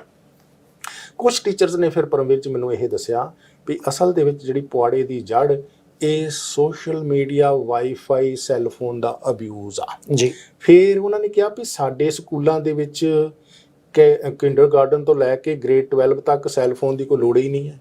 ਅਸੀਂ ਕਿਸੇ ਨੂੰ ਕਹਿੰਦੇ ਹੀ ਨਹੀਂ ਵੀ ਤੁਸੀਂ ਸੈੱਲਫੋਨ ਪੇਰੈਂਟਸ ਨੂੰ ਵੀ ਬੱਚਿਆਂ ਨੂੰ ਲੈ ਕੇ, ਗ੍ਰੇਡ 12 ਤੱਕ ਲੋੜ ਹੀ ਨਹੀਂ, ਸਾਡੇ ਸਕੂਲਾਂ 'ਚ ਕਿਸੇ ਸੈੱਲਫੋਨ ਦੀ ਲੋੜ ਨਹੀਂ ਹੈ ਜੀ। ਪੇਰੈਂਟਸ ਕਿਉਂ ਲੈ ਕੇ ਦਿੰਦੇ ਆ, ਪੇਰੈਂਟਸ ਜਾਣਨ। ਪੇਰੈਂਟਸ ਸੈੱਲਫੋਨ ਲੈ ਕੇ ਦੇ ਕੇ 24 ਘੰਟੇ ਉੱਥੇ ਵਾਈਫਾਈ ਦੀ ਫੈਸਿਲਿਟੀ ਦੇ ਕੇ, ਬੱਚੇ ਨੂੰ ਵੱਖਰਾ ਬੈੱਡਰੂਮ ਦੇ ਕੇ, ਬੈੱਡਰੂਮ ਦੇ ਵਿੱਚ ਉਹਨੂੰ ਇਹ ਵਾਈਫਾਈ ਤੇ ਸੈੱਲਫੋਨ ਕੰਪਿਊਟਰ ਨਾਲ ਨਿਵਾਜ ਕੇ, ਉਹਨਾਂ ਨੂੰ ਸੁਪਰਵਾਈਜ਼ ਨਾ ਕਰਕੇ, ਉਹਨਾਂ ਨੂੰ ਮੋਨੀਟਰ ਪ੍ਰੋਪਰਲੀ ਨਾ ਕਰਕੇ, ਬੱਚਾ ਤਾਂ ਬੱਚਾ ਨਾ ਜੀ, ਬੱਚੇ ਦਾ ਕਸੂਰ ਨਹੀਂ ਕੱਢ ਸਕਦੇ। ਜੇ ਬੱਚਾ, ਹੁਣ ਤੁਸੀਂ ਦੇਖੋ ਆਪਾਂ ਵੀ ਛੋਟੇ ਟੀਨੇਜ ਚੋਂ ਲੰਘੇ ਆ, ਜਦੋਂ ਸਾਨੂੰ ਟੀਚਰ ਦੇਖਦੇ ਸੀਗੇ, ਟੀਚਰ ਕਲਾਸ 'ਚ ਹੁੰਦਾ ਸੀ, ਉਦੋਂ ਸਾਡਾ ਬਿਹੇਵੀਅਰ ਕੀ ਹੁੰਦਾ ਸੀ, ਜਦੋਂ ਸਾਡੇ ਸਿਰ ਤੇ ਪੇਰੈਂਟਸ ਖੜੇ ਸੀ ਉਦੋਂ ਸਾਡਾ ਬਿਹੇਵੀਅਰ ਕੀ ਹੁੰਦਾ ਸੀ, ਜਦੋਂ ਉਹ ਜਰਾ ਕੁ ਪਰੇ ਹੁੰਦੇ ਸੀ ਉਦੋਂ ਸਾਡਾ ਬਿਹੇਵੀਅਰ ਕੀ ਹੁੰਦਾ ਸੀ, ਉਦੋਂ ਕਮਰਾ ਸਿਰ ਤੇ ਚੱਕ ਲੈਣਾ। ਤੇ ਉਹ ਗੱਲ ਹੁਣ ਵੀ ਇਦਾਂ ਹੀ ਹੈ ਜੀ, ਉਹ ਗੱਲ ਹੁਣ ਵੀ ਇਦਾਂ ਹੀ ਹੈ ਵੀ ਬੱਚੇ ਜੇ ਉਹਨਾਂ ਦਾ ਤੁਸੀਂ ਲਗਾਤਾਰ ਸੋਸ਼ਲ ਮੀਡੀਆ ਚੈਟਿੰਗ ਮੋਨੀਟਰ ਕਰ ਰਹੇ ਹੋ ਵੀ ਹਾਂਜੀ ਤੂੰ ਆ ਲਿਖਿਆ, ਤੈਨੂੰ ਅੱਗੋਂ ਕੀ ਜਵਾਬ ਆਇਆ, ਅੱਛਾ ਇਹ ਗੱਲ ਹੋ ਰਹੀ ਹੈ, ਇਹ ਗੱਲ ਦਾ ਕੀ ਮਤਲਬ ਹੈ, ਜੇ ਉਹਦੀ ਟ੍ਰਾਂਸਕ੍ਰਿਪਟ ਤੁਸੀਂ ਨਾਲ ਦੀ ਨਾਲ ਮੋਨੀਟਰ ਕਰੀ ਜਾ ਰਹੇ ਹੋ ਤੇ ਬੱਚਾ ਬਚਿਆ ਰਹੇਗਾ, ਨਹੀਂ ਤੇ ਫਿਰ ਬੱਚਾ ਹੈ। ਜੇ ਤੁਸੀਂ ਆਪਣੀ ਜਗ੍ਹਾ, ਹੁਣ ਬਹੁਤ ਸਾਰੇ ਪੇਰੈਂਟਸ ਹੈ ਜਿਨ੍ਹਾਂ ਕੋਲ ਪਰਮਵੀਰ ਜੀ ਕੋਈ ਇੰਨੀ ਤਰਬੀਅਤ ਹੀ ਹੈ ਨਹੀਂ ਵੀ ਉਹ ਸੋਸ਼ਲ ਮੀਡੀਆ ਵਾਚ ਕਰ ਸਕਣ ਬੱਚੇ ਦਾ ਵੀ ਉੱਥੇ ਹੋ ਕੀ ਰਿਹਾ। ਜਿਹੜੇ ਪੇਰੈਂਟਸ ਇਹੋ ਜਿਹੇ ਆ ਵੀ ਉਹਨਾਂ ਕੋਲ ਨੌਲੇਜ ਹੀ ਨਹੀਂ ਹੈ ਵੀ ਉਹਨਾਂ ਨੇ ਆਪਣੇ ਬੱਚੇ ਦਾ ਸੋਸ਼ਲ ਮੀਡੀਆ ਅਬਿਊਜ਼ ਮੋਨੀਟਰ ਜਾਂ ਸੁਪਰਵਾਈਜ਼ ਕਿੱਦਾਂ ਕਰਨਾ, ਉਹ ਬੱਚਾ ਭਾਵੇਂ ਉਹਨਾਂ ਦੇ ਸਾਹਮਣੇ ਚੰਦ ਚੜ੍ਹ ਜਾਵੇ ਜੀ, ਉਹ ਕਹੇ ਜੀ ਘਰ ਦਾ ਕੰਮ ਚੱਲ ਰਿਹਾ, ਪਰ ਹੁਣ ਅਸਲ 'ਚ ਘਰ ਦਾ ਕੰਮ ਚੱਲ ਰਿਹਾ ਕਿ ਨਹੀਂ, ਇਹ ਉਹ ਪੇਰੈਂਟ ਪਤਾ ਕਰ ਸਕੂਗਾ ਜਿਹੜਾ ਉਸ ਨੂੰ ਕੰਟਰੋਲ ਕਰ ਸਕਦਾ ਹੈ ਜੀ। ਸੋ ਮੇਰੀ ਸਮਝ ਵਿੱਚ ਫਿਰ ਇਹ ਗੱਲ ਆਈ ਕਿ ਵੀ ਜਿਹੜਾ ਇਹ ਸੋਸ਼ਲ ਮੀਡੀਆ ਦਾ ਅਬਿਊਜ਼ ਆ, ਇਹ ਵੱਡੀ ਤਾਦਾਦ ਦੇ ਵਿੱਚ ਸਕੂਲਾਂ ਦੇ ਵਿੱਚ ਪੁਆੜੇ ਦੀ ਜੜ ਆ। ਬਹੁਤ ਸਾਰੀਆਂ ਸਮੱਸਿਆਵਾਂ ਸਕੂਲਾਂ 'ਚ ਜਾ ਕੇ ਵੱਡੀਆਂ ਹੁੰਦੀਆਂ ਹੋ ਸਕਦੀਆਂ, ਪਰ ਉਹ ਪੈਦਾ ਉਦੋਂ ਹੋ ਰਹੀਆਂ ਜਦੋਂ ਬੱਚਾ ਸੋਸ਼ਲ ਮੀਡੀਆ ਯੂਜ਼ ਘਰ ਦੇ ਵਿੱਚ ਸਕੂਲ ਤੋਂ ਬਾਹਰ ਕਰ ਰਿਹਾ ਹੈ। ਸੋ ਸਕੂਲ ਤੋਂ ਬਾਹਰ ਦਾ ਮਤਲਬ ਵੀ ਜ਼ਿਆਦਾ, ਹੁਣ ਦੇਖੋ ਸਕੂਲ ਦੇ ਤੇ 6 ਘੰਟੇ ਆ ਜੀ, ਹਾਂਜੀ 6 ਘੰਟੇ ਲਾ ਕੇ ਬਾਕੀ ਸਾਰੇ ਜਿਹੜੇ ਘੰਟੇ ਆ ਉਹ ਬੱਚਾ ਜਾਂ ਘਰ ਵਿੱਚ ਆ ਜਾਂ ਸੁਸਾਇਟੀ ਵਿੱਚ ਜਾਂ ਪੇਰੈਂਟਸ ਕੋਲ ਆ। ਹੁਣ ਸਕੂਲ ਦੇ ਵਿੱਚ ਤਾਂ ਸੋਸ਼ਲ ਮੀਡੀਆ ਉਹਨੇ ਯੂਜ਼ ਕਰਨਾ ਨਹੀਂ ਆ, ਜੇ ਕਰਨਾ ਤੇ ਉੱਥੇ ਟੀਚਰ ਮੌਕੇ ਤੇ ਮੌਜੂਦ ਆ, ਮਤਲਬ ਉਹਨੇ ਸੈੱਲਫੋਨ ਨਹੀਂ ਯੂਜ਼ ਕਰਨਾ ਕਿਉਂਕਿ ਸੈੱਲਫੋਨ ਦੀ ਸਾਡੇ ਰਿਕੁਆਇਰਮੈਂਟ ਹੀ ਨਹੀਂ ਆ। ਤੇ ਉੱਥੇ ਤਾਂ ਸਗੋਂ ਸੈੱਲਫੋਨ ਉਹ ਪੇਰੈਂਟਸ ਨੂੰ ਖਬਰਦਾਰ ਕੀਤਾ ਜਾਂਦਾ ਵੀ ਚੱਲਦੀ ਕਲਾਸ ਦੇ ਵਿੱਚ ਕਈ ਪੇਰੈਂਟਸ ਜਿਹੜੇ ਬੱਚੇ ਨੂੰ ਟੈਕਸਟ ਕਰਨਗੇ ਵੀ ਤੂੰ ਠੀਕ ਠਾਕ ਆ, ਤੂੰ ਰੋਟੀ ਖਾ ਲਈ ਆ, ਟੀਚਰ ਉਹਦੇ ਨਾਲ ਕਹਿੰਦੇ ਵੀ ਲਰਨਿੰਗ ਟਾਈਮ ਕਿੰਨਾ ਵੇਸਟ ਹੁੰਦਾ ਜੀ। ਟੀਚਰ ਪਹਿਲਾਂ ਟੈਕਸਟ ਪੜ੍ਹਦਾ, ਬੱਚਾ ਪਹਿਲਾਂ ਟੈਕਸਟ ਪੜ੍ਹਦਾ, ਫਿਰ ਉਹਦਾ ਜਵਾਬ ਦਿੰਦਾ, ਉਹਦੇ ਨਾਲ ਦੇ ਬੱਚੇ ਵੀ ਸਾਰੇ ਲਰਨਿੰਗ ਤੋਂ ਡਿਸਟਰਬ ਹੋ ਗਏ। ਸੋ ਇਸ ਕਰਕੇ ਥੋੜਾ ਜਿਹਾ ਇਹ ਜਿਹੜਾ ਹੁਣ ਅਸੀਂ ਸੋਸ਼ਲ ਮੀਡੀਆ ਦੇ ਇਹ ਅਬਿਊਜ਼ ਦਾ ਕਲਚਰ ਚਲਾਇਆ ਹੋਇਆ, ਜਿਹੜਾ ਇਹ ਡਿਵਾਈਸਸ ਅਸੀਂ ਇਸ ਤਰੀਕੇ ਦੇ ਨਾਲ ਉਹਨਾਂ ਦੀ ਬੱਚੇ ਤੱਕ ਈਜ਼ੀ ਐਕਸੈਸ ਤਾਂ ਕਰਵਾ ਦਿੱਤੀ, ਪਰ ਉਹਨੂੰ ਮੋਨੀਟਰ ਨਾ ਕੀਤਾ, ਇਹਦੇ ਨਾਲ ਵੱਡੀਆਂ ਸਮੱਸਿਆਵਾਂ ਪੈਦਾ ਹੋਈਆਂ। ਇੱਕ ਗੱਲ ਵੀ ਸਕੂਲਾਂ ਦੇ ਵਿੱਚ ਸਾਡੇ ਕਿੰਡਰਗਾਰਟਨ ਤੋਂ ਲੈ ਕੇ ਗ੍ਰੇਡ 12 ਤੱਕ ਜੇ ਕਿਸੇ ਡਿਵਾਈਸ ਦੀ ਲੋੜ ਆ ਤੇ ਉਹ ਬੋਰਡ ਨੇ ਦੇਣੀ ਆ, ਪੇਰੈਂਟਸ ਨੂੰ ਦੇਣ ਦੀ ਲੋੜ ਕੋਈ ਨਹੀਂ, ਸੈੱਲਫੋਨ ਦੇਣ ਦੀ ਲੋੜ ਕੋਈ ਨਹੀਂ। ਨੰਬਰ 1 ਜਿਹੜਾ ਕਿਹਾ ਜਾਂਦਾ ਵੀ ਬੋਰਡ ਪਾਬੰਦੀ ਲਾਵੇ, ਪਾਬੰਦੀ ਤਾਂ ਹੈ ਹੀ ਹੈ, ਉਹ ਤਾਂ ਕਹਿ ਹੀ ਰਹੇ ਵੀ ਇੱਥੇ ਲੋੜ ਨਹੀਂ ਹੈ, ਨਾ ਲਿਆਓ। ਇਹ ਹੁਣ ਪਾਬੰਦੀ ਜੇ ਤੁਸੀਂ ਆਪਣੇ ਆਪ ਤੇ ਆਪ ਹੀ ਨਹੀਂ ਲਾ ਸਕਦੇ, ਪੇਰੈਂਟਸ ਨੂੰ ਕਿਸੇ ਟੀਚਰ ਨੇ ਕਿਸੇ ਪ੍ਰਿੰਸੀਪਲ ਨੇ ਨਹੀਂ ਕਿਹਾ ਵੀ ਬੱਚੇ ਨੂੰ ਸੈੱਲਫੋਨ ਜ਼ਰੂਰ ਲੈ ਕੇ ਦਿਓ, ਤੇ ਇਹ ਪਾਬੰਦੀ ਹੀ ਆ, ਇਹ ਕੀ ਹੈ ਜੀ। ਸੋ ਇਸ ਕਰਕੇ ਥੋੜਾ ਜਿਹਾ ਆਪਾਂ ਇੱਧਰ ਧਿਆਨ ਦੇਣਾ। ਦੂਸਰਾ, ਨਸ਼ਾ ਕਹਿੰਦੇ ਜੀ ਬਹੁਤ ਵਿਕਦਾ, ਬੜਾ ਰੌਲਾ ਪੈਂਦਾ, ਪੇਰੈਂਟਸ ਕਹਿੰਦੇ ਵੀ ਸਕੂਲਾਂ ਤੱਕ ਨਸ਼ਾ ਪਹੁੰਚ ਗਿਆ। ਮੈਂ ਕਿਹਾ ਟੀਚਰ ਜੀ ਕੌਣ ਇਹ ਕਿਹੜੇ ਬੱਚੇ ਖਰੀਦਦੇ ਆ, ਕਿਉਂਕਿ ਸਕੂਲਾਂ ਦੇ ਵਿੱਚ ਹੁਣ ਆਪਣੇ ਇੱਥੇ ਟੀਚਰ ਥੋੜਾ ਨਸ਼ਾ ਲਿਆ ਕੇ ਦਿੰਦੇ ਬੱਚੇ ਨੂੰ, ਹਨਾ, ਵੀ ਉਹ ਬੱਚਿਆਂ ਦੇ ਰਾਹੀਂ ਬੱਚਿਆਂ ਤੱਕ ਹੋ ਸਕਦਾ, ਕੀ ਸਿਸਟਮ ਆ ਉਹ। ਹੁਣ ਮੇਰੀ ਸਮਝ ਵਿੱਚ ਇਹ ਸਕੂਲਾਂ ਦਾ ਸਾਰਾ ਉਹ ਰਿਸਰਚ ਕਰਨ ਤੋਂ ਬਾਅਦ ਗੱਲ ਸਮਝ ਆਉਣ ਲੱਗੀ ਪਰਮਵੀਰ ਜੀ, ਜਿਹੜੀ ਕਿ ਜਰਨਲਿਜ਼ਮ ਕਰਦਿਆਂ ਨਹੀਂ ਸਮਝ ਆਈ, ਜਿਹੜੀ ਕਿ ਕਿਉਂਕਿ ਅੰਦਰਲੀ ਗੱਲ ਨਹੀਂ ਸੀ ਪਤਾ ਲੱਗਦੀ। ਅੰਦਰਲੀ ਗੱਲ ਇਹ ਪਤਾ ਲੱਗੀ ਵੀ ਸਾਨੂੰ ਤੇ ਕਿੰਡਰਗਾਰਟਨ ਤੋਂ ਲੈ ਕੇ ਗ੍ਰੇਡ 12 ਤੱਕ ਬੱਚੇ ਦੀ ਜੇਬ ਵਿੱਚ ਇੱਕ ਆਨਾ ਵੀ ਨਹੀਂ ਹੋਣਾ ਚਾਹੀਦਾ, ਕੈਸ਼ ਦੀ ਲੋੜ ਹੀ ਨਹੀਂ ਹੈ। ਦੁਬਾਰਾ ਫਿਰ ਦੱਸਿਓ, ਕਿੱਥੋਂ ਕਿੱਥੋਂ ਤੱਕ ਸੈਂਟ ਵੀ ਨਹੀਂ ਚਾਹੀਦਾ? ਪਹਿਲੇ ਦਿਨ ਸਕੂਲ ਜਾਣ ਤੋਂ ਲੈ ਕੇ ਅਖੀਰਲੇ ਦਿਨ ਤੱਕ, ਸਕੂਲ ਛੱਡਣ ਤੱਕ, ਕਿੰਡਰਗਾਰਟਨ ਗ੍ਰੇਡ 1 ਤੋਂ ਲੈ ਕੇ 12ਵੀਂ ਤੱਕ, ਸਾਰੇ ਸਕੂਲ ਦੇ ਸਮੇਂ 'ਚ ਸਾਡੇ ਸਕੂਲਾਂ 'ਚ $1 ਇੱਕ ਆਨੇ ਦੀ ਵੀ ਸਕੂਲ 'ਚ ਬੱਚੇ ਦੇ ਜੇਬ 'ਚ ਹੋਣ ਦੀ ਲੋੜ ਨਹੀਂ, ਕੋਈ ਲੋੜ ਨਹੀਂ ਹੈ। ਬਿਲਕੁਲ ਉਹਦੀ ਪੜ੍ਹਾਈ 'ਚ ਕੋਈ ਵਿਘਨ ਨਹੀਂ, ਕੋਈ ਵਿਘਨ ਨਹੀਂ। ਸਿਸਟਮ ਇਦਾਂ ਸਟੈਬਲਿਸ਼ ਕੀਤਾ ਹੋਇਆ ਹੈ ਵੀ ਜੇ ਕੋਈ ਆਈਟਮ ਬਾਈ ਕਰਨੀ ਹੈ, ਤੁਸੀਂ ਉਹਦਾ ਲੰਚ ਡੇ ਵੀ ਬਾਈ ਕਰਨਾ ਹੈ, ਪੇਰੈਂਟ ਨੇ ਘਰੋਂ ਆਨਲਾਈਨ ਪੇ ਕਰਨਾ ਹੈ। ਆਉਂਦੀਆਂ ਚਿੱਠੀਆਂ ਜਾਂ ਚਿੱਠੀਆਂ ਆਉਂਦੀਆਂ ਵੀ ਆਨਲਾਈਨ ਪੇ ਕਰ ਦਿਓ, ਤੁਹਾਨੂੰ ਨੋਟੀਫਿਕੇਸ਼ਨ ਆ ਜਾਂਦਾ ਈਮੇਲ ਤੇ। ਅੱਛਾ, ਇਹਦੇ ਨਾਲ ਹੀ ਫਿਰ ਵੀ ਤੁਹਾਨੂੰ ਕ੍ਰੈਡਿਟ ਕਾਰਡ ਤੇ ਕੈਸ਼ ਕਾਰਡ ਉਹਨੂੰ ਕੁਝ ਵੀ ਨਹੀਂ ਦੇਣ ਦੀ ਲੋੜ, ਕਿਉਂਕਿ ਉੱਥੇ ਜਾ ਕੇ ਬਾਈ ਉਹਨੇ ਕੁਝ ਕਰਨਾ ਹੀ ਨਹੀਂ ਜੀ। ਹੁਣ ਬਹਾਨਾ ਕੀ ਹੈ?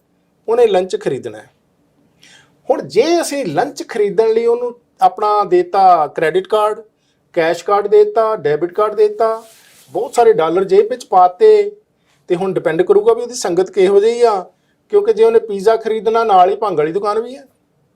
ਜੇ ਉਹਦੀ ਜੇਬ 'ਚ ਬਾਇੰਗ ਪਾਵਰ ਤੁਸੀਂ ਪਾਈ ਹੋਈ ਹੈ ਤੇ ਤੁਹਾਡਾ ਹੁਣ ਉੱਥੇ ਕੰਟਰੋਲ ਥੋੜਾ, ਕੋਈ ਪੇਰੈਂਟ ਸਿਰ ਤੇ ਥੋੜਾ ਖੜਾ ਵੀ ਉਹ ਭੰਗ ਨਾ ਖਰੀਦੇ। ਤੇ ਉਹਨੇ ਮੈਸੇਜ ਕਰਨਾ ਮੈਂ ਰੋਟੀ ਖਾ ਲਈ ਆ, ਮੈਂ ਪੀਜ਼ਾ ਲੈ ਖਾ ਲਿਆ, ਵਾਟਐਵਰ, ਹਨਾ, ਉਹਨੇ ਕੁਝ ਵੀ ਕਹਿ ਦੇਣਾ। ਹੁਣ ਬਹੁਤ ਸਾਰੇ ਬੱਚੇ ਘਰਾਂ ਦੇ ਵਿੱਚ ਆ ਕੇ ਕਹਿ ਦੇਣਗੇ ਮੇਰੇ ਟੀਚਰ ਨੇ ਕਿਹਾ ਜੀ ਸੈੱਲਫੋਨ ਚਾਹੀਦਾ।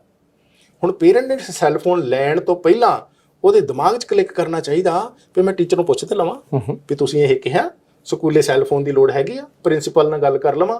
ਕੋਈ ਪ੍ਰਿੰਸੀਪਲ ਇਹ ਗੱਲ ਕਨਫਰਮ ਹੀ ਨਹੀਂ ਕਰੇਗਾ ਵੀ ਜ਼ਰੂਰੀ ਆ, ਕਿਉਂਕਿ ਜ਼ਰੂਰੀ ਹੈ ਨਹੀਂ।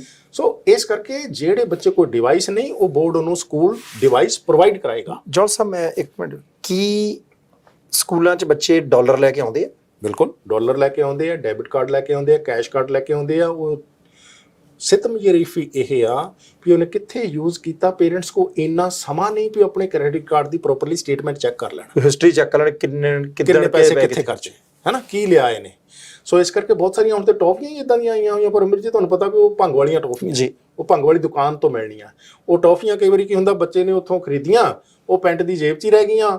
ਜਦੋਂ ਮਦਰ ਨੇ ਪੈਂਟ ਧੋਣੀ ਸੀ, ਉਹ 2 ਟੌਫੀਆਂ ਵਿੱਚੋਂ ਨਿਕਲ ਆਈਆਂ। ਉਹ ਮਦਰ ਨੇ ਕਿਹਾ ਚਲੋ ਕੈਂਡੀ ਆ, ਇੱਕ ਆਪ ਖਾ ਲਈ, ਇੱਕ ਨਾਲ ਕੁੜੀ ਨੂੰ ਵੀ ਦੇਤੀ, ਦੋਨੇ ਜਣੀਆਂ ਬੇਹੋਸ਼ ਹੋ ਗਈਆਂ।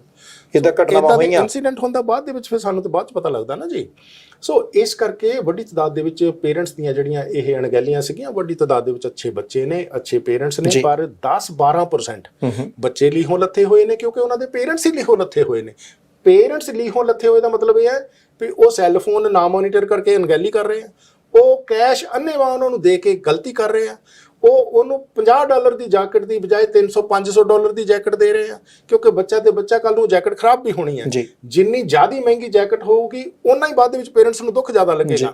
ਸੋ ਇਹ ਫੈਸ਼ਨ ਕਰਨ ਦਾ ਕੋਈ ਅੱਡਾ ਥੋੜ੍ਹਾ ਸਕੂਲ ਤੇ ਅਸੀਂ ਇੱਕ ਨੌਲੇਜ ਇੱਕ ਗ੍ਰਹਿਣ ਕਰਨ ਵਾਸਤੇ, ਆਪਣੇ ਜੀਵਨ ਨੂੰ ਬੈਟਰ ਕਰਨ ਵਾਸਤੇ ਗਏ ਆ। ਉਹ ਅਸੀਂ $50-20 ਦੀ ਜੈਕਟ ਨਾਲ ਵੀ ਕਰ ਆਵਾਂਗੇ, $500 ਦੀ ਜੈਕਟ ਦੇ ਨਾਲ ਵੀ ਅਸੀਂ ਉਹੀ ਲੈਕਚਰ ਜਿਹੜਾ ਅਟੈਂਡ ਕਰਨਾ ਜੀ। ਸੋ ਇਸ ਕਰਕੇ ਇਹ ਆ ਵੀ ਬੱਚਿਆਂ ਨੂੰ ਸੈੱਲਫੋਨ ਦੇ ਕੇ ਤੇ ਉਹਨੂੰ ਮੋਨੀਟਰ ਨਾ ਕਰਕੇ, ਬੱਚਿਆਂ ਨੂੰ ਕੈਸ਼ ਦੇ ਕੇ, ਡੈਬਿਟ ਕ੍ਰੈਡਿਟ ਕਾਰਡ ਦੇ ਕੇ ਤੇ ਉਹਨਾਂ ਦੀ ਸਟੇਟਮੈਂਟ ਪ੍ਰੋਪਰਲੀ ਨਾ ਚੈੱਕ ਕਰਕੇ, ਉਦੋਂ ਜਦੋਂ ਕਿ ਇਹਨਾਂ ਦੋਨਾਂ ਹੀ ਚੀਜ਼ਾਂ ਦੀ ਸਕੂਲ ਵਿੱਚ ਲੋੜ ਨਹੀਂ ਜੇ ਕੈਸ਼ ਦੀ ਲੋੜ ਨਹੀਂ ਤੇ ਸੈੱਲਫੋਨ ਦੀ ਲੋੜ ਨਹੀਂ। ਅੱਛਾ, ਕੈਸ਼, ਜੇ ਤੁਸੀਂ ਕੈਸ਼ ਹੈ ਜਿਹੜਾ ਉਹ ਬੱਚੇ ਦੀ ਜੇਬ ਵਿੱਚ ਪਾਇਆ, ਪਰ ਨਾਲ ਤੁਹਾਨੂੰ ਪਤਾ ਨਹੀਂ ਵੀ ਉਹਨੇ ਖਰਚਿਆ ਕਿੱਥੇ ਆ। ਟੀਚਰ ਕਹਿ ਰਹੇ ਆ ਵੀ ਇੱਥੇ ਤਾਂ ਕੈਸ਼ ਦੀ ਲੋੜ ਕੋਈ ਨਹੀਂ ਸੀ, ਲੰਚ ਖਰੀਦਣ ਲਈ ਜੇ ਦਿੱਤਾ, ਉਹਦੀ ਬਜਾਏ ਜਿਹੜੇ ਘਰਾਂ ਨੇ ਪਰਮਵੀਰ ਜੀ ਇਹ ਰੂਲ ਅਪਣਾਇਆ ਹੋਇਆ ਹੈ ਵੀ ਅਸੀਂ ਲੰਚ ਖਰੀਦਣ ਲਈ ਪੈਸੇ ਨਹੀਂ ਦੇਣੇ, ਅਸੀਂ ਲੰਚ ਘਰੋਂ ਦੇ ਕੇ ਤੋਰਨਾ ਬੱਚੇ ਨੂੰ। ਇਹ ਸਕੂਲ ਵਾਲੇ ਮਨਾ ਕਰਦੇ ਵੀ ਘਰੋਂ ਰੋਟੀ ਨਹੀਂ ਲਿਆਉਣੀ? ਕੋਈ ਵੀ ਨਹੀਂ ਮਨਾ ਕਰਦਾ ਜੀ। ਤਾਂ ਫਿਰ ਜਾਨੀ ਫਿਰ ਵੀ ਦਿੰਦੇ ਨਹੀਂ ਪੇਰੈਂਟਸ? ਆਪੋ ਆਪਣੀ ਚੁਆਇਸ ਹੈ ਨਾ ਜੀ। ਅੱਛਾ, ਇਹ ਫ੍ਰੀ ਕੰਟਰੀ ਆ, ਫ੍ਰੀ ਸੁਸਾਇਟੀ ਹੈ, ਇਹ ਤੁਹਾਨੂੰ ਕੋਈ ਕੁਝ ਕਹਿ ਨਹੀਂ ਸਕਦਾ। ਇਹ ਮੈਂ ਤੁਹਾਡਾ ਨੁਮਾਇੰਦਾ ਹੋਣ ਕਰਕੇ ਕਹਿ ਸਕਦਾ ਜੀ। ਕਿਸੇ ਟੀਚਰ ਨੇ ਇਹ ਗੱਲ ਨਹੀਂ ਦੱਸਣੀ, ਕਿਉਂਕਿ ਉਹਦੀ ਡਿਊਟੀ ਵਿੱਚ ਇਹ ਗੱਲ ਨਹੀਂ ਆਉਂਦੀ। ਸਾਡੇ ਇੱਥੇ ਚਾਰਟਰ ਆਫ ਰਾਈਟ ਹੈ, ਕੁਝ ਗੱਲਾਂ ਉਹ ਦੱਸ ਸਕਦੇ ਨੇ, ਕੁਝ ਉਹ ਨਹੀਂ ਦੱਸ ਸਕਦੇ ਨੇ। ਉਹ ਕੀ ਕਹਿ ਸਕਦੇ ਨੇ ਭਈ ਜੇ ਸੈੱਲਫੋਨ ਇੱਥੇ ਗਵਾਚ ਗਿਆ ਤਾਂ ਅਸੀਂ ਜ਼ਿੰਮੇਵਾਰ ਨਹੀਂ। ਅਸਲ 'ਚ ਉਹ ਸੰਦੇਸ਼ ਦੇਣਾ ਚਾਹੁੰਦੇ ਵੀ ਇੱਥੇ ਦੀ ਲੋੜ ਨਹੀਂ ਜੀ। ਅਸਲ 'ਚ ਉਹ ਸੰਦੇਸ਼ ਦੇਣਾ ਚਾਹੁੰਦੇ ਵੀ ਇੱਥੇ ਲੋੜ ਨਹੀਂ, ਵੀ ਤੁਸੀਂ ਕਿਉਂ ਦਿੰਦੇ ਹੋ, ਹਨਾ। ਸੋ ਇਸ ਕਰਕੇ ਥੋੜਾ ਜਿਹਾ ਭੈਣ ਭਰਾਓ ਇਸ ਪਾਸੇ ਸਾਨੂੰ ਬਹੁਤ ਸਹਿਯੋਗ ਭੈਣ ਭਰਾਵਾਂ ਦਾ ਮਿਲਿਆ। ਸਾਨੂੰ ਚਾਹੀਦਾ, ਜੇ ਆਪਾਂ ਚਾਹੁੰਦੇ ਆ ਵੀ ਆਉਣ ਵਾਲੇ ਸਮੇਂ ਦੇ ਵਿੱਚ ਵਾਕਈ ਮੈਨੂੰ ਲੱਗ ਰਿਹਾ ਹੈ ਕਿ ਹੁਣ ਇਸ ਪਾਸੇ ਆਪਾਂ ਕੰਮ ਕਰ ਰਹੇ ਹਾਂ ਪਿਛਲੇ 8 ਮਹੀਨਿਆਂ ਤੋਂ ਪਰਮਵੀਰ ਜੀ, ਵੀ ਇਹ 2-3 ਸਾਲਾਂ ਦੇ ਵਿੱਚ ਇਹ ਸਮੱਸਿਆਵਾਂ ਕਾਫੀ ਆਪਾਂ ਨੂੰ ਘਟਦੀਆਂ ਨਜ਼ਰ ਆਉਣਗੀਆਂ। ਕਿਉਂਕਿ ਕਮਿਊਨਿਟੀ ਨੂੰ ਕਈ ਵਾਰੀ ਕੀ ਹੁੰਦਾ ਵੀ ਸਾਨੂੰ ਕਿਸੇ ਲੀਡ ਦੀ, ਸਾਨੂੰ ਇਨਫੋਰਮੇਸ਼ਨ ਦੀ ਜ਼ਰੂਰਤ ਹੀ ਹੁੰਦੀ ਹੈ। ਮੈਨੂੰ ਵੀ ਪਹਿਲੀ ਵਾਰ ਪਤਾ ਲੱਗਾ ਕੈਸ਼ ਨਹੀਂ ਦੇਣਾ, ਸੈਲਫੋਨ ਨਹੀਂ ਦੇਣਾ, ਕੈਸ਼ ਨਹੀਂ ਦੇਣਾ, ਸੈਲਫੋਨ ਨਹੀਂ ਦੇਣਾ। ਹੁਣ ਤੁਸੀਂ ਮੈਨੂੰ ਦੱਸੋ ਵੀ ਆਪਾਂ ਸਾਰੀ ਜ਼ਿੰਦਗੀ, ਸਾਨੂੰ ਪੇਰੈਂਟਸ ਨੇ ਵੱਖਰਾ ਬੈਡਰੂਮ ਨਹੀਂ ਦਿੱਤਾ, ਸਾਰਾ ਸੰਸਾਰ ਗਾ ਲਿਆ, ਉੱਚਤਮ ਵਿਦਿਆ ਅਸੀਂ ਹਾਸਲ ਕੀਤੀ ਹੈ, ਕਿਹੜੀ ਗੱਲ ਦੀ ਕਮੀ ਹੈ? ਸਰਕਾਰੀ ਸਕੂਲਾਂ 'ਚ ਪੜ੍ਹੇ, ਸਰਕਾਰੀ ਸਕੂਲਾਂ 'ਚ ਕਿੱਡਾ ਕਿਤੇ ਪ੍ਰਾਈਵੇਸੀ ਦਾ ਘਾਣ ਹੋ ਗਿਆ, ਕੁਝ ਵੀ ਨਹੀਂ ਹੋਇਆ। ਨਾਲੇ ਆਪਣੇ ਪਰਿਵਾਰ ਤੋਂ ਕਾਹਦੀ ਪ੍ਰਾਈਵੇਸੀ। ਯੈਸ, ਇਸ ਕਰਕੇ ਅੱਜ ਜਿਹੜਾ ਅਸੀਂ ਬੱਚਿਆਂ ਨੂੰ ਵੱਖਰਾ ਬੈਡਰੂਮ ਦੇਣ ਦਾ ਕਲਚਰ ਚਲਾਇਆ, ਬੈਡਰੂਮ 'ਚ ਉਹਨਾਂ ਨੂੰ ਡਿਵਾਈਸਾਂ ਨਿਵਾਜ ਕੇ 24 ਘੰਟੇ ਉੱਥੇ ਵਾਈਫਾਈ ਦੀ ਐਕਸੈਸ ਹੈ, ਕੰਟਰੋਲ ਉੱਥੇ ਮੋਨੀਟਰਿੰਗ ਸੁਪਰਵਾਈਜ਼ ਤੁਸੀਂ ਕਰ ਨਹੀਂ ਰਹੇ ਹੋ, ਤੇ ਫਿਰ ਬੱਚਾ ਜੀ ਉਹਦੇ ਭਟਕਣ ਦੇ ਚਾਂਸ ਵੱਧ ਹੁੰਦੇ ਆ। ਜਦੋਂ ਬੱਚਾ ਇਕੱਲਾ, ਉਹਦੇ ਭਟਕਣ ਦੇ ਚਾਂਸ ਵੱਧ ਹੈ, ਕਿਉਂਕਿ ਅਜੇ ਡਿਸੀਜਨ ਮੇਕਿੰਗ ਉਹਦੀ ਜਿਹੜੀ ਐਬਿਲਿਟੀ ਆ ਬ੍ਰੇਨ ਦੀ ਉਹ ਡਿਵੈਲਪ ਨਹੀਂ ਹੋਈ। ਸੋ ਜਿਹਦੇ ਕਰਕੇ ਤੇ ਪੇਰੈਂਟਸ ਦੀ ਉਹਨੂੰ ਲੋੜ ਸੀ। ਪੇਰੈਂਟਸ ਦਾ ਮਤਲਬ ਇੱਕ ਅਗਵਾਈ ਦੀ ਲੋੜ ਹੈ ਜੀ। ਇੱਕ ਅਗਵਾਈ ਜੇ ਤੁਸੀਂ ਨਹੀਂ ਉਹਨੂੰ ਦੇ ਪਾ ਰਹੇ ਹੋ, ਘਰ ਦੇ ਕਾਮਨ ਏਰੀਆ ਤੱਕ ਡਿਵਾਈਸਸ ਨੂੰ ਲਿਮਿਟ ਨਹੀਂ ਕਰ ਰਹੇ ਹੋ, ਬੈਡਰੂਮਾਂ ਤੱਕ ਉਹ ਜਾ ਰਹੀਆਂ ਨੇ, ਤੇ ਫੇਰ ਭੈਣ ਭਰਾਓ ਸਮਾਂ ਵੱਧ ਜਾਂ ਘੱਟ ਲੱਗ ਸਕਦਾ ਹੈ, ਪਰ ਸਮੱਸਿਆਵਾਂ ਵੱਟ ਤੇ ਪਈਆਂ ਹੁੰਦੀਆਂ, ਵੱਟ ਤੇ। ਬਾਅਦ ਦੇ ਵਿੱਚ ਅਕਸਰ ਭੈਣ ਭਰਾ ਕਹਿ ਦਿੰਦੇ ਵੀ ਸਾਨੂੰ ਪਤਾ ਨਹੀਂ ਲੱਗਾ, ਸਾਨੂੰ ਕਿਸੇ ਨੇ ਦੱਸਿਆ ਨਹੀਂ। ਪਰ ਜੇ ਪਤਾ ਨਾ ਲੱਗੇ, ਕੋਈ ਦੱਸੇ ਨਾ, ਤੇ ਪੁੱਛ ਲੈਣਾ ਚਾਹੀਦਾ। ਤੁਸੀਂ ਪੁੱਛਦੇ ਵੀ ਨਹੀਂ ਤੇ ਫਿਰ ਮੁਸ਼ਕਲਾਂ ਆਉਂਦੀਆਂ ਜੀ। ਅੱਛਾ, ਇੱਕ ਮੈਨੂੰ ਹੋਰ ਦੱਸਿਓ ਜੌਲ ਸਾਹਿਬ ਕਿ ਪੇਰੈਂਟਸ ਨੂੰ ਕੋਈ ਚੀਜ਼ ਪਤਾ ਨਹੀਂ ਲੱਗਦੀ ਜੀ ਕਿ ਬੱਚਾ ਉੱਥੋਂ ਆ ਮੰਗਦਾ, ਉਹ ਸਕੂਲ 'ਚ ਆ ਕੇ ਪੁੱਛ ਸਕਦਾ। ਕਈ ਵਾਰੀ ਭਾਸ਼ਾ ਦੀ ਇੱਕ ਨਾ ਵਿੱਥ ਹੁੰਦੀ ਹੈ ਕਿ ਇੰਗਲਿਸ਼ ਪੂਰੀ ਨਹੀਂ ਆਉਂਦੀ, ਥੋੜ੍ਹੀ ਆਉਂਦੀ ਹੈ, ਪਤਾ ਨਹੀਂ ਸਕੂਲ ਦੇ ਵਿੱਚੋਂ ਕੀ ਸੋਚਣਗੇ। ਇੱਕ ਟੀਚਰ ਜਾਂ ਸਕੂਲ ਟਰਸਟੀ, ਜੇ ਉਹਨਾਂ ਨੂੰ ਕੋਈ ਪੇਰੈਂਟਸ ਆ ਕੇ ਪੁੱਛਦੇ ਨੇ ਕਿ ਆਹ ਚੀਜ਼ ਹੈ, ਕੀ ਟੀਚਰ ਉਹਨੂੰ ਦੱਸਣ ਦੀ ਕੋਸ਼ਿਸ਼ ਨਹੀਂ ਕਰਨਗੇ ਜਾਂ ਉਸ ਬੰਦੇ ਦੀ ਬੇਇੱਜ਼ਤੀ ਹੋ ਜੂਗੀ? ਉਹਨੂੰ ਹੁਣ ਕਿੰਨਾ ਕੁ ਜਾ ਕੇ, ਕਿਉਂਕਿ ਬੱਚਿਆਂ ਲਈ ਤਾਂ ਸਾਨੂੰ ਬੂਹਾ ਖੜਕਾਉਣਾ ਹੀ ਚਾਹੀਦਾ, ਚਾਹੇ ਸਾਨੂੰ 10 ਵਾਰੀ ਪੁੱਛਣਾ ਪਵੇ ਜਾ ਕੇ। ਇਹ ਵਿੱਥ ਨਿਕਲਦੀ ਨਹੀਂ ਲੱਗਦੀ ਮੈਨੂੰ ਅਜੇ, ਕਿਉਂਕਿ ਆਪਾਂ ਕੱਢਦੇ ਪਰਮੀਰ ਜੀ। ਇਸ ਤਰ੍ਹਾਂ ਸਾਡੇ ਇੱਥੇ ਨਾ ਹੈਰਲਡ ਬ੍ਰੈਥਵੇਟ ਸੈਕੰਡਰੀ ਸਕੂਲ ਆ ਜੀ। ਸਾਡੇ ਵੈਸੇ 4 ਸੈਕੰਡਰੀ ਸਕੂਲ ਆ ਮੇਰੀ ਰਿਸਪੌਂਸਿਬਿਲਿਟੀ ਦੇ ਵਿੱਚ। ਵਾਰਡ 9-10 ਦੇ ਵਿੱਚ ਵੈਸੇ 30 ਸਕੂਲ ਮੇਰੀ ਰਿਸਪੌਂਸਿਬਿਲਿਟੀ 'ਚ ਆ ਜੀ। ਉਹ 4 ਜਿਹੜੇ ਸੈਕੰਡਰੀ ਸਕੂਲ ਹੋਣ ਕਰਕੇ ਵੀ ਵੱਡੇ ਸਕੂਲ ਆ। ਉੱਥੋਂ ਦੇ ਜਿਹੜੇ ਪ੍ਰਿੰਸੀਪਲ ਆ ਉਹ ਕਹਿੰਦੇ ਜੀ ਵੀ ਸਾਡੇ ਆ ਦਰਵਾਜ਼ੇ ਅਸੀਂ ਖੁੱਲੇ ਰੱਖਦੇ ਆ ਜੀ, ਕੋਈ ਆਵੇ ਤਾਂ ਸਹੀ, ਸਾਨੂੰ ਕੋਈ ਆ ਕੇ ਪੁੱਛੇ ਤਾਂ ਸਹੀ, ਹਨਾ। ਅਸੀਂ ਤਾਂ ਉਡੀਕਦੇ ਆ ਵੀ ਪੇਰੈਂਟਸ ਆਓ। ਅਸੀਂ ਹੁਣ ਪੇਰੈਂਟਸ ਆਪੋ ਆਪਣੇ, ਜਿੱਦਾਂ ਪੰਜਾਬ 'ਚ ਆਪਾਂ ਘਰਾਂ 'ਚ ਕੰਮਾਂ 'ਚ ਬਿਜ਼ੀ ਹੁੰਦੇ ਆ, ਬੱਚਾ ਸਕੂਲੇ ਚਲ ਗਿਆ, ਚਲੋ ਆ ਗਿਆ ਜੀ, ਠੀਕ ਹੈ ਜੀ, ਚੱਲ ਗਿਆ ਜੀ, ਆ ਗਿਆ ਜੀ, ਹੈ ਨਾ। ਸਾਨੂੰ ਸਕੂਲਾਂ ਨਾਲ ਕੋਈ ਵਾਹ ਵਾਸਤਾ ਨਹੀਂ ਹੁੰਦਾ, ਪਰ ਉਹ ਸਿਸਟਮ ਹੁਣ ਥੋੜਾ ਚੇਂਜ ਹੈ। ਉਹਦੇ ਵਿੱਚ ਜਿਹੜੀ ਇਹ ਪੇਰੈਂਟਸ ਦੀ ਕਮਿਊਨਿਟੀ ਦੀ ਪਾਰਟਿਸਿਪੇਸ਼ਨ ਆ, ਉਹ ਮੰਨੀ ਜਾਂਦੀ ਹੈ ਵੀ ਜ਼ਰੂਰੀ ਆ ਜੀ। ਘਰਾਂ ਦੇ ਵਿੱਚ ਕੀ ਬੱਚੇ ਨਾਲ ਕੀ ਬਿਹੇਵੀਅਰ ਉਹਨੂੰ ਮਿਲ ਰਿਹਾ, ਥੋੜਾ ਜਿਹਾ ਟੀਚਰਸ ਵੀ ਜਾਣਨਾ ਚਾਹੁੰਦੇ ਹੁੰਦੇ ਆ। ਸਕੂਲਾਂ ਦੇ ਵਿੱਚ ਕੀ ਹੋ ਰਿਹਾ ਹੈ, ਕੀ ਚੀਜ਼ ਚਾਹੀਦੀ ਹੈ, ਕੀ ਨਹੀਂ ਚਾਹੀਦੀ, ਇਹ ਜਾਣਨਾ ਪੇਰੈਂਟਸ ਦਾ ਵੀ ਥੋੜਾ ਜਿਹਾ ਪ੍ਰੋਐਕਟਿਵਲੀ ਕੰਮ ਹੈ ਜੀ। ਸਾਰਾ ਕੁਝ ਹੁਣ ਘਰਾਂ ਦੇ ਵਿੱਚ ਜੇ ਸੋਸ਼ਲ ਮੀਡੀਆ, ਇਹ ਸੈੱਲ ਫੋਨ, ਵਾਈਫਾਈ ਅਬਿਊਜ਼ ਹੋ ਰਹੇ ਆ, ਤੇ ਉਹ ਆ ਕੇ ਟੀਚਰ ਨਹੀਂ ਠੀਕ ਕਰਾ ਸਕਦੇ, ਉਹ ਪ੍ਰਿੰਸੀਪਲ ਨਹੀਂ ਉੱਥੇ ਆ ਕੇ ਠੀਕ ਕਰਾ ਸਕਦੇ। ਉਹ ਘਰ ਦਾ ਲੀਡਰ ਪੇਰੈਂਟ ਹੈ, ਉਹਨੇ ਹੀ ਉਹਨੂੰ ਸੁਪਰਵਾਈਜ਼ ਕਰਕੇ। ਇੱਕ ਸੁਪਰਡੈਂਟੈਂਟ ਸਾਹਿਬ ਨਾਲ ਮੇਰੀ ਗੱਲ ਹੋ ਰਹੀ ਸੀ, ਉਹ ਕਹਿੰਦੇ ਵੀ ਘੱਟੋ ਘੱਟ ਜਿਹੜੇ ਪੇਰੈਂਟਸ ਆ ਉਹ ਸ਼ਾਮ ਨੂੰ ਇਹੀ ਰੂਲ ਘਰ 'ਚੋਂ ਅਪਣਾ ਲੈਣ ਵੀ ਬੱਚੇ ਨੇ 8 ਵਜੇ ਸੌਣਾ, 9 ਵਜੇ ਸੌਣਾ, ਆਹ ਵਾਈਫਾਈ ਆਫ ਹੈ ਜੀ। ਇਹ ਥੋੜ੍ਹਾ ਬੱਚਾ ਰਾਤ ਦੇ 3 ਵਜੇ ਤੱਕ ਉੱਥੇ ਚੈਟਿੰਗ ਕਰ ਰਿਹਾ ਜੀ ਵਾਈਫਾਈ ਤੇ ਪੇਰੈਂਟਸ ਆਪਣੇ ਕਮਰੇ 'ਚ ਸੁੱਤੇ ਪਏ ਤੇ ਉਹਨਾਂ ਨੂੰ ਪਤਾ ਵੀ ਨਹੀਂ। ਜਿਹੜਾ ਬੱਚਾ ਸਵੇਰ ਦੇ 3 ਵਜੇ ਤੱਕ ਚੈਟਿੰਗ ਕਰ ਰਿਹਾ, ਉਹਨੇ ਉੱਠ ਕੇ ਸਵੇਰੇ 7 ਵਜੇ ਸਕੂਲ ਕਿੱਦਾਂ ਜਾਣਾ, ਕਿਵੇਂ ਜਾਣਾ?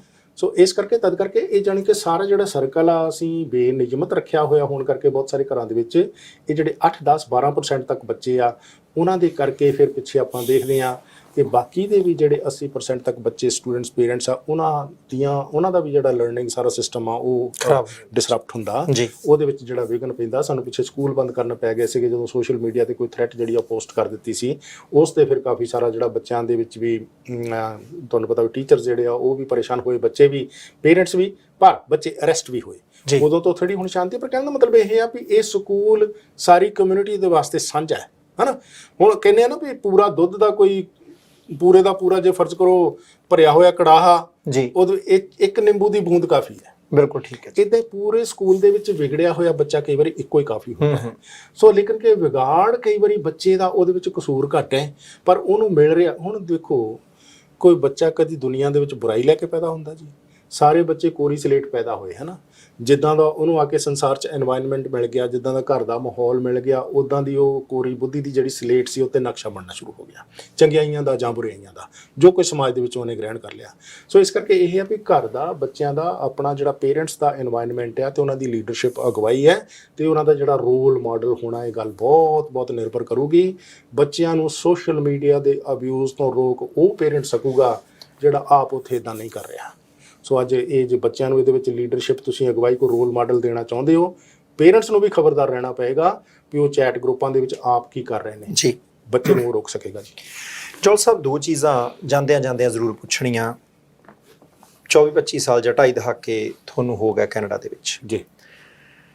ਕੀ ਅੱਜ ਜੇ ਕੋਈ ਨਵਾਂ ਬੰਦਾ ਕੈਨੇਡਾ 'ਚ ਆਉਂਦਾ, ਹਾਰਡ ਵਰਕ ਕਰਦਾ, ਉਹਨੂੰ ਪਤਾ ਕਿ ਮੇਰਾ ਗੋਲ ਕਿੱਧਰਲੇ ਪਾਸੇ ਨੂੰ ਹੈ, ਉਹ ਨਾਲ ਥੋੜ੍ਹੀ ਬਹੁਤ ਪੜ੍ਹਾਈ ਵੀ ਕਰਦਾ, ਕੀ ਕੈਨੇਡਾ ਦੇ ਵਿੱਚ ਅੱਜ ਵੀ ਸਫਲ ਹੋਣ ਦੇ ਮੌਕੇ ਹੈਗੇ ਆ? ਕੈਨੇਡਾ ਬੁੱਕਲ 'ਚ ਲੈਂਦਾ, ਕਲਾਵੇ 'ਚ ਲੈਂਦਾ, ਤੁਹਾਨੂੰ ਤਰੱਕੀ ਕਰਨ ਦੇ ਮੌਕੇ ਦਿੰਦਾ?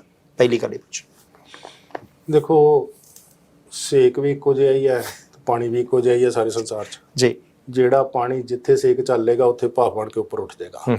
ਸੋ ਜੇ ਇਸ ਧਰਤੀ ਦੇ ਟੁਕੜੇ ਤੇ ਬਹਿ ਕੇ ਤੁਸੀਂ ਇਮਾਨਦਾਰੀ ਦੇ ਨਾਲ ਸਖਤ ਮਿਹਨਤ ਕਰ ਲੋਗੇ, ਉਹਦੇ ਵਿੱਚ ਚਲੋ ਕਿਤੇ ਕਿਤੇ ਹੁੰਦਾ ਵੀ ਕਿਸੇ ਦੇਸ਼ ਵਿੱਚ ਸਿਸਟਮ ਜ਼ਿਆਦਾ ਸਹਿਯੋਗ ਕਰਦਾ ਹੈ ਜੀ, ਕੈਨੇਡਾ ਵਰਗੇ ਮੁਲਕ ਦੇ ਵਿੱਚ ਆਪਰਚੁਨਿਟੀ ਜ਼ਿਆਦਾ ਮਿਲਦੀ ਹੈ ਜੀ। ਇਸ ਮੁਲਕ ਦੇ ਵਿੱਚ ਆ ਕੇ ਵੀ ਕੋਈ ਵਿਅਕਤੀ ਜੇ ਕਾਮਯਾਬ ਨਾ ਹੋ ਸਕੇ ਤਾਂ ਬੜੀ ਤਰਾਸਦੀ ਹੈ ਹਨਾ। ਬਾਕੀ ਮੁਲਕਾਂ 'ਚ ਤੇ ਆਪਣਾ ਬਹਾਨਾ ਚੱਲ ਜਾਂਦਾ ਵੀ ਉੱਥੇ ਰਿਸ਼ਵਤ ਹੈ ਜੀ, ਉੱਥੇ ਸਿਸਟਮ ਬੜਾ ਭੈੜਾ ਜੀ, ਮੈਨੂੰ ਅੱਗੇ ਨਹੀਂ ਜਾਣ ਦਿੱਤਾ ਜੀ, ਪੁਲਿਸਾਂ ਐ ਕਰਦੀਆਂ ਨੇ, ਸਿਫਾਰਸ਼ਾਂ ਬਹੁਤ ਨੇ ਜੀ।